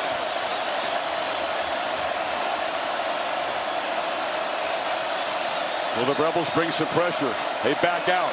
Beck looks near sideline. Daniels makes the catch, lunges near the marker, and the spot is going to give him a first down at the 35. I really think because he knew where he had to go, he was a yard beyond the first down marker. I think he caught the ball close to already having the first down. He does give you the extra effort there with that lunge, but I think the catch initially, and that effort there for sure gets that. Knee went down, ball was in front of the pylon. Minute 10 and counting. Back again. Lobs it high. Daniels this time could not come down with it. That effort and that play by C.J. Daniels on 3rd and 6 makes the catch, gets the first down, now assures them at the very least of being in field goal range. If that's incomplete, and you're looking at a long field goal, right? So New set of downs, great effort at the 35 already and in field goal range. It'd be a 53-yarder from Davis, who kicked one that long against Florida this year, and of course had the game winner against Notre Dame from 47. Three-man rush. Beck still looking, moving, and threw it high. Nobody open. He rolled into the boundary, and there wasn't much space there. I don't know if that went off the fingertips of Perkins, but that's what you don't want to do. If you're going to throw it away, throw it in the 12th row. This is crazy. Watch how close this comes to Perkins. Rather than taking that chance, just throw it up and out of there. Rushing 3 and dropping 8. That is tough on a quarterback. Takes away all those throwing lanes and windows. He rolled right into the heavy traffic. Now, how risky do you play it? They are in field goal range. It's a long distance one. 4-man rush. Back across the middle. Caught! First down. Keelan Marion stepping up and making a massive contribution tonight. Picked up 17. And Malachi Toney catches the attention of the linebackers, and that's what opened up that lane. But what a gutsy throw there by Carson Beck. Carson Beck in his 7th year of college football. His first with the Hurricanes, trying to bring all that experience and mental strength into play here. It's a keeper. Beck bouncing off people. That should be knocked down for a short loss. That's a rarity. Yeah, not something you really want to see there. Chris, watch the attention by the linebackers on Malachi Toney. He's trying to just go in there and then pull him out. Opens up that lane right there, and Carson Beck throws an absolute laser in there for that conversion to Marion. Didn't even blink. Bang. Now obviously well within range for Davis, but that would just force overtime. How aggressive does Dawson and Beck want to play this? Go for the win right here. I think you go for the win. I mean, you got a veteran quarterback, you got an offense right now that's in a groove. You want to go for the win, but what do you call here? Do you take shots downfield? No, I think you do what you've been doing. I think you got to work Malachi Toney. You try to get that screen game going, try to make this secondary that struggled to tackle Malachi Toney in space. Keep playing that game. I mean, if you get a matchup that's favorable and they're in the safety over top, yeah, take a shot. But look at these guys. I mean, this is too good. The fans for neither team can really breathe at this point. I'm with them. This is amazing. Still 2 timeouts for Miami. Brown is the back. Toney on the slot to the right. Plenty of time across the middle. Catch made and spun down at the 8-yard line is Marion again. It's going to be 1st and goal. So he showed a quick pass to C.J. Daniels right here, and then he tried to sneak Malachi Toney. It was taken away. How about the patience to work all the way back to that backside and once again find Marion for another catch. 7 receptions, 114 yards for number 0 tonight. You wonder which side might take the timeout. In that case, it was Ole Miss right on defense that took that timeout. Smart. I mean, at this point, both. You could make a case for both sides. I think Miami can continue again to be aggressive. This is our 4th quarter, and what we've seen, all these lead changes. Ole Miss with that field goal. Malachi Toney responds. What an answer by the Canes to go back up by 5. And here comes Trinidad Chambliss. Answer the answer. Answer the answer. 2-pointer. They go up by 3. You're thinking Miami's down and out. Nope. Here they come back. Down 3. Chance maybe to take the lead here in regulation. Not even think about overtime. Very slow tempo offense, but they've moved it in 2:42. 67 yards in 13 plays. 1st and goal. Condensed look here with these receivers in tight. They feed Brown. Marty Brown barrels down to the 2. Picked up 5. And Cristobal now will spend one of his 2 remaining timeouts with 23 seconds to go. Why are we not surprised that Mario Cristobal, after they moved the ball all the way down the field with Carson Beck, you're thinking about Toney or you're thinking about Marion or what are they going to do? Instead, they rely on Old Reliable, that big, strong offensive line in the running game. At the 8-yard line, get all the way down to where are they? About the 3 now. But no surprise with this power running game, this offensive line, that Miami's been very, very efficient this season in these goal-to-goal situations. Very, very, very hard to stop. 29 of them, 25 touchdowns. Now, the added element here is they don't have unlimited time to work with. Right, and we talked all night about this running game and the amount of plays and how tired would Ole Miss be? Would they have enough gas in a tank in a fourth quarter?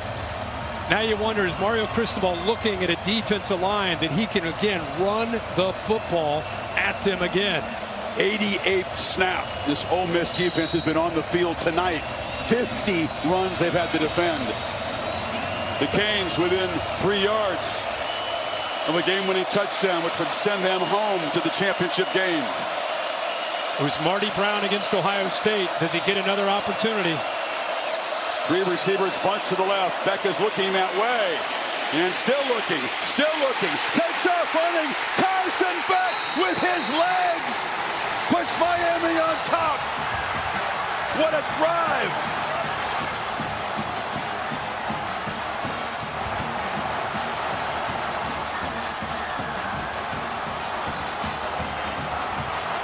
You thought they might run it in. You didn't think number 11 would run it in. Yeah, that's right. What great composure, and how fitting for Carson Beck to have this moment. Been through so much in his career, especially in Athens. Went to university at Miami and Louisville and the SMU games. And to have this moment right here. Gardner Davis makes it a 4-point game, Kirk. Chris, what really impresses me is he didn't press. He didn't try to make a play. Patiently looked at it and eventually walks into the end zone. This is the conversions, 3rd and 6. Great effort by C.J. Daniels. 3rd and 10. Keelan Marion on the backside. Great throw there between those 2 linebackers.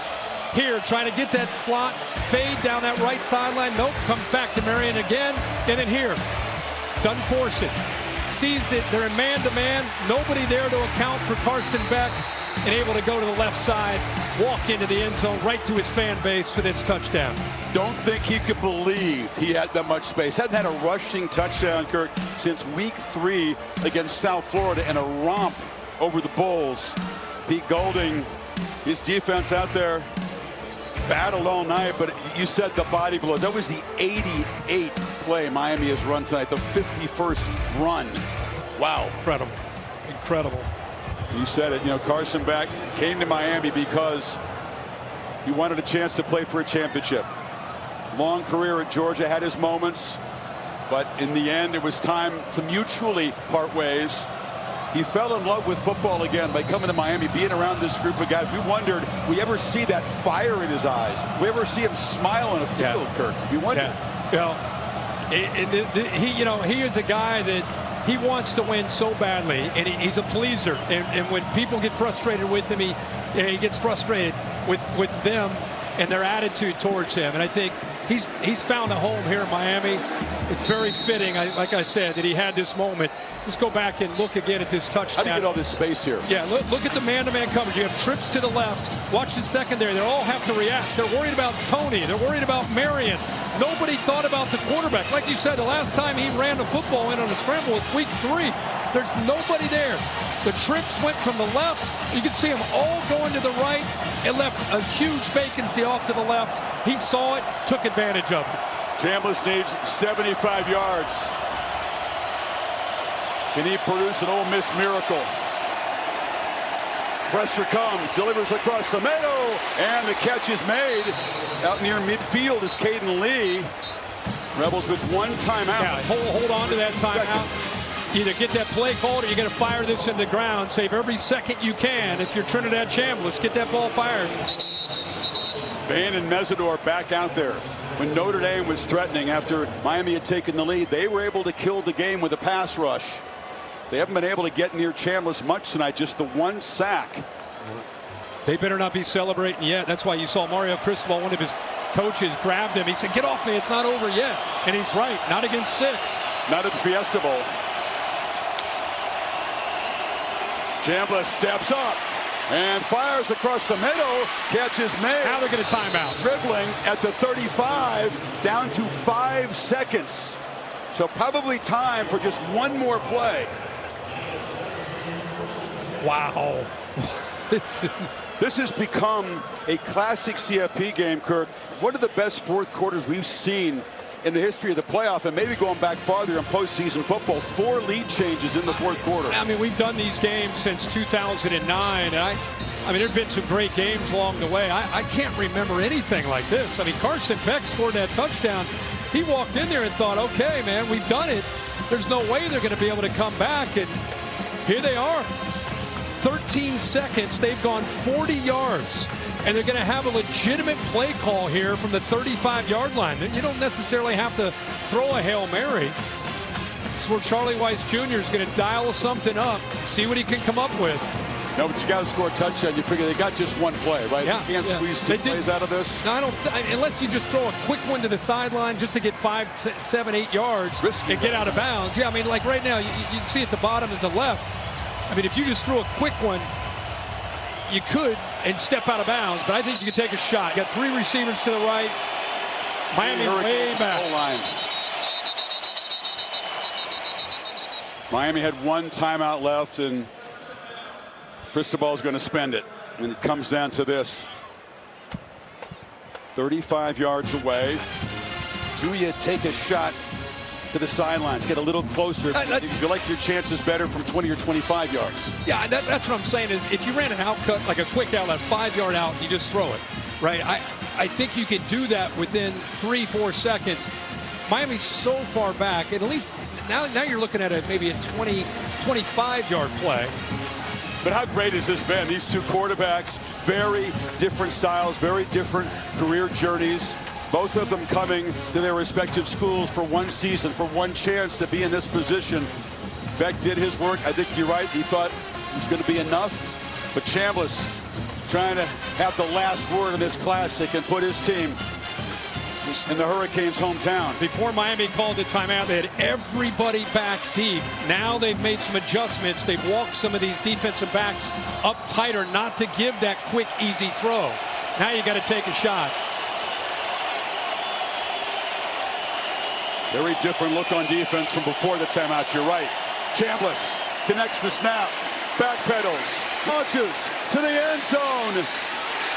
Broken up. And the Miami Hurricanes head home to play for a championship.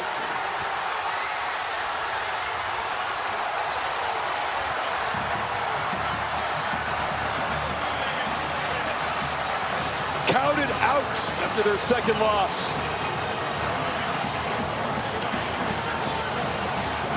2 really resilient teams have both shown a ton of heart in the last month. It came down to a heave to the end zone. And what a privilege to be able to just be here at this stadium and call a game like this with so much at stake. Stribling trying to make a play on the ball, just a Hail Mary. Connor grabbing both guys. Yeah, O'Connor there, the defenders doing their jobs. Really no chance. That ball goes deep to the back part of this end zone. See that defender there coming over Poyser to knock it away. But man, just a great effort, especially in the fourth quarter. The game started off very unusual style with Miami dominating, yet only up by 4 in the first half. And in the second half, it kind of turned into the game we were expecting from the beginning. Back and forth, Chambliss making some plays, Beck making some plays. And what a classic, 31-27 with the Canes advancing. 2 teams who just refused to yield, back and forth, back and forth. You know, Stribling got a hand on that pass at the end. He got to the deflection, couldn't come up with it. This is the Ram Trucks post game. Of course, much more coming up. Let's get Mario Cristobal's reaction with Laura. All right, thank you so much, Chris. Mario, your heart and soul is Miami. You came back to this place because it meant so much to you, and now your team has the opportunity to play for a national championship. What made the difference tonight? The big man upstairs. Thank God for everything always, first and foremost. Always, always, always. Secondly, I want to give a ton of credit to our players. I can't even tell you how many of our guys were sick, had the flu, had issues, and all they kept talking about was we're going to find a way, we're going to find a way. So, look, we're focused on, of course, enjoying this one, but we got to get focused on 1-0 one more time. Exactly. Now, Carson Beck with an opportunity there to run it in on the game-winning touchdown. He's dealt with so much. You told him before this game you were so proud of him. How has that pride grown tonight? I mean, that's a perfect example of a guy who just, he feels supported, he's hungry, he's driven, he's a great human being, and all he wants to do is want to see his teammates have success. And that's what we witnessed tonight. And Carson Beck, I can't say enough great things about him. Love the guy, absolutely awesome.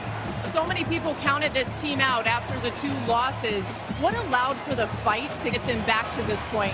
Well, again, you know, and I respect the fact you say that, but when people, whoever counted us out, they're never part of the equation. They never will be, as long as I'm fortunate enough to be the head coach at Miami. The outside stuff and the noise will never be. The guys inside made a decision, and they were kind of coming to work every single day and find a way to bring great energy, great enthusiasm, and be 1-0. And just quickly, what does it mean to play for a championship at home? All we're focused on is 1-0. All right, thank you, Mario. Thank you very much. Holly. Don't speak on him, dog. Don't doubt him. Well, your receivers are over here saying, don't ever doubt this man. There were times that you've been doubted, you've maybe doubted yourself, Carson, but as you're running the ball into the end zone in that crucial moment, what does that feel like as you cross the goal line? I don't even know. I mean, it's the best feeling I've ever had in my life. Man, I'm so proud of this team. We never flinched. I mean, in the face of adversity, when we had to respond, we responded, and we never gave up. You know, I looked at the guys on the sideline, and you could just see it in their eye. You could see it in their eye. Just, we all had a good feeling that what just happened was about to happen. I actually saw you gather your offense on the sideline before that game-winning drive, and you were trying to loosen them up. I saw Mark Fletcher start laughing. What did you say to your offense right before you drove it down for the win? I told them we got 3 minutes for the rest of our life, bro. Shit else matters, sorry. I don't mean to cuss. Emotions are rolling, but nothing else matters. We got 3 minutes to go do this, man. I mean, everything we've worked for since January, everything we've been through, all the adversity that we've faced, all comes down to 3 minutes in the semifinals, and shoot, we're able to drive it down and finish it. You guys have been in the weight room, you've been in the building. You told me you get there at 5 a.m. every day. Malachi Tony's there, beat you there at 4:55. He made great plays. Marion made great plays. How did this unit come together to really support each other? I mean, you said it, all the work that we put in, all the preparation that goes into this. It's for moments like these, you know, you play this game for moments like these. You live for moments like these, you know. Again, I'm so proud of this team. I'm so proud of the way that we fought.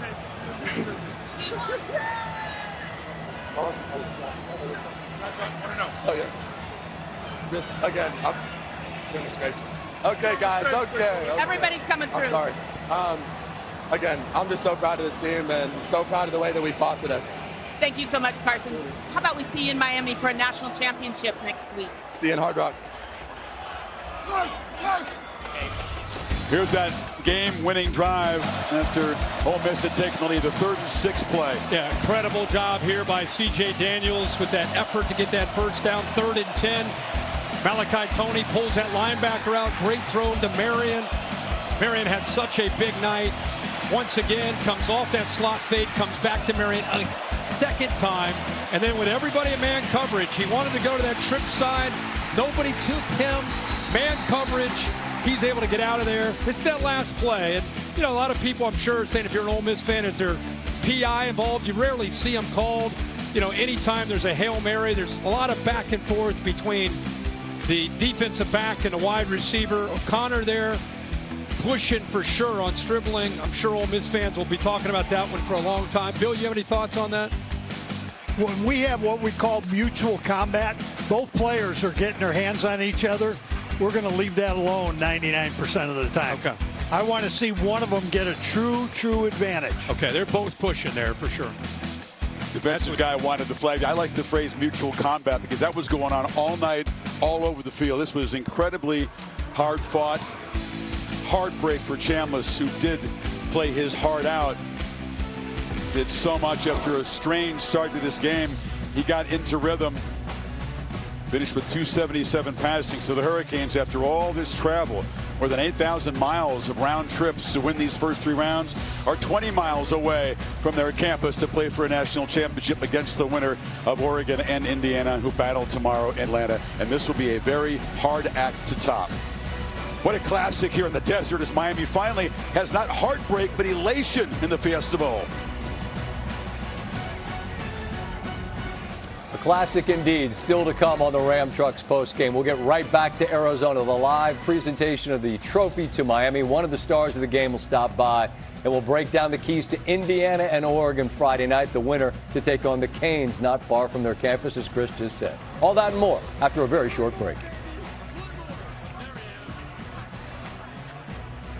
The Ram Trucks postgame is presented by Ram Trucks, official sponsor of the College Football Playoff. Nothing stops Ram.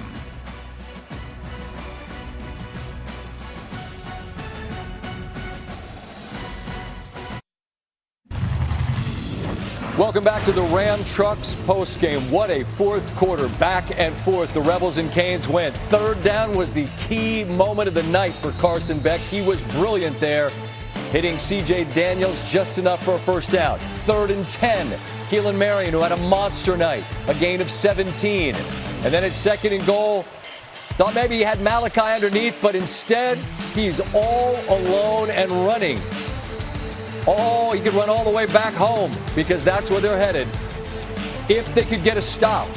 And very quickly, Ole Miss, Trinidad Chambliss get the ball to the 35. That one to DeJon Stribling.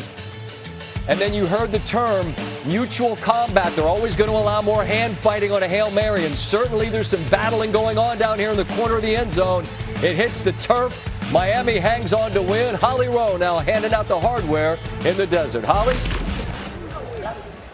Well, good evening, everybody. I'm Holly Rowe with ESPN, and what an incredible game today. We are so excited to present this trophy. We'd like to thank Verbo for their continued support of college football.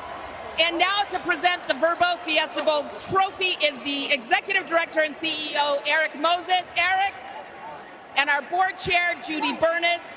Representing Verbo is also the General Manager, Larry Plosky. And now, Judy, will you please make the presentation? Wait, did we lose Coach? Coach. Coach is still directing traffic, as most good coaches do. And Judy, I just need our players. Take it away. Guys, can we get our players up here instead of all these extra people?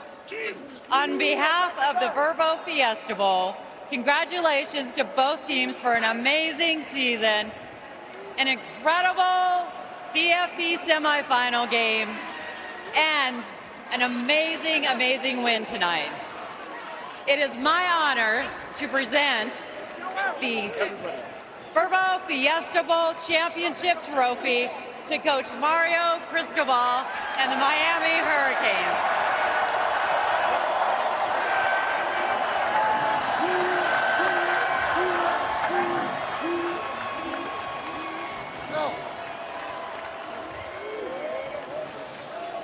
Well, Coach, I think it's only fitting that the first person you hand that football to is the offensive line. That game-winning drive is everything you've built this team and this program on, the line of scrimmage and dominating up front. How did you see your team come down and take this game? Well, first of all, thank God, number one, always first and foremost the most important thing. Second of all, it's not me, it's everybody. Look at all the people here wearing Miami stuff. We all bleed it. We all work our butts off. And you know what? We make it happen together. And we got to get back to work because we got to get working on 1-0. You got to be 1-0, but the challenge is you're going home to Miami. It's the first time a team will ever play on their home field in this college football playoff era for a championship. How do you keep the excitement but also keep the focus and the distractions at a minimum? Well, I mean, we've been on the road for 5 straight games, right? It's almost like an NBA team or like that movie Major League. We've been on the road. So we're excited to get back what we're used to, working on Green Street practice field and preparing to the best of our abilities. I know that none of the kids on the team were probably born the last time you guys played in the Fiesta Bowl, but you had some bad history here. Finally, Miami gets a win in the Fiesta Bowl. How do you take this trophy home to all of your fans and celebrate this momentous moment? This team knows that they are the team and the time is now. And what you're doing it because you made a choice and a decision. You made a choice and a decision to show up every day and bring your best energy and go to work and cut out the outside noise. And we still have work to do. We still got to get a hell of a lot better, but we've made a lot of progress, so we're looking forward to our next opportunity. Thank you so much, Coach. I wish the cameras could catch the faces of the players as they look at you and hear you speak to them. This is a beautiful, beautiful moment for your team. Everybody, this is a team, this is a program thing. This is everybody. All these faces, all these guys, they live it, they bleed it, they sacrifice, they're committed. Team first always. Go Canes. Thank you, Coach. Well said. And now for our player awards. Eric, please do the honors. For our offensive player of the game from Miami, Carson Beck.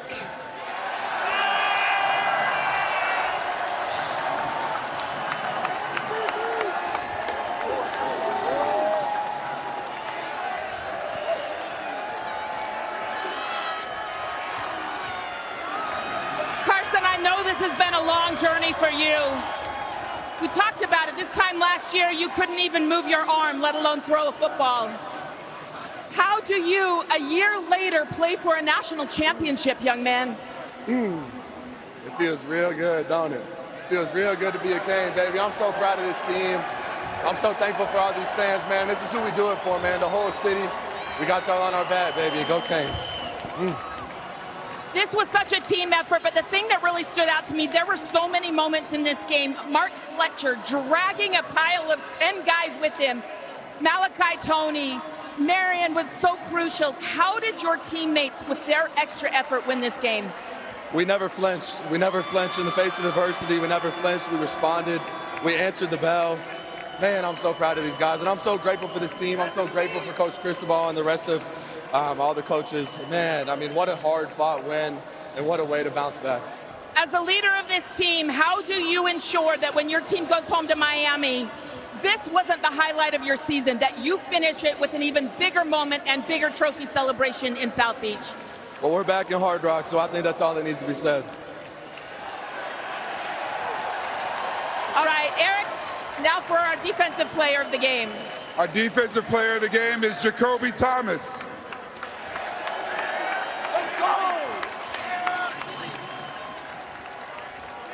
Well, Jacoby, you had to be a hard hitter out there. You took a hard hit and had to come back in and fight through some adversity in this game.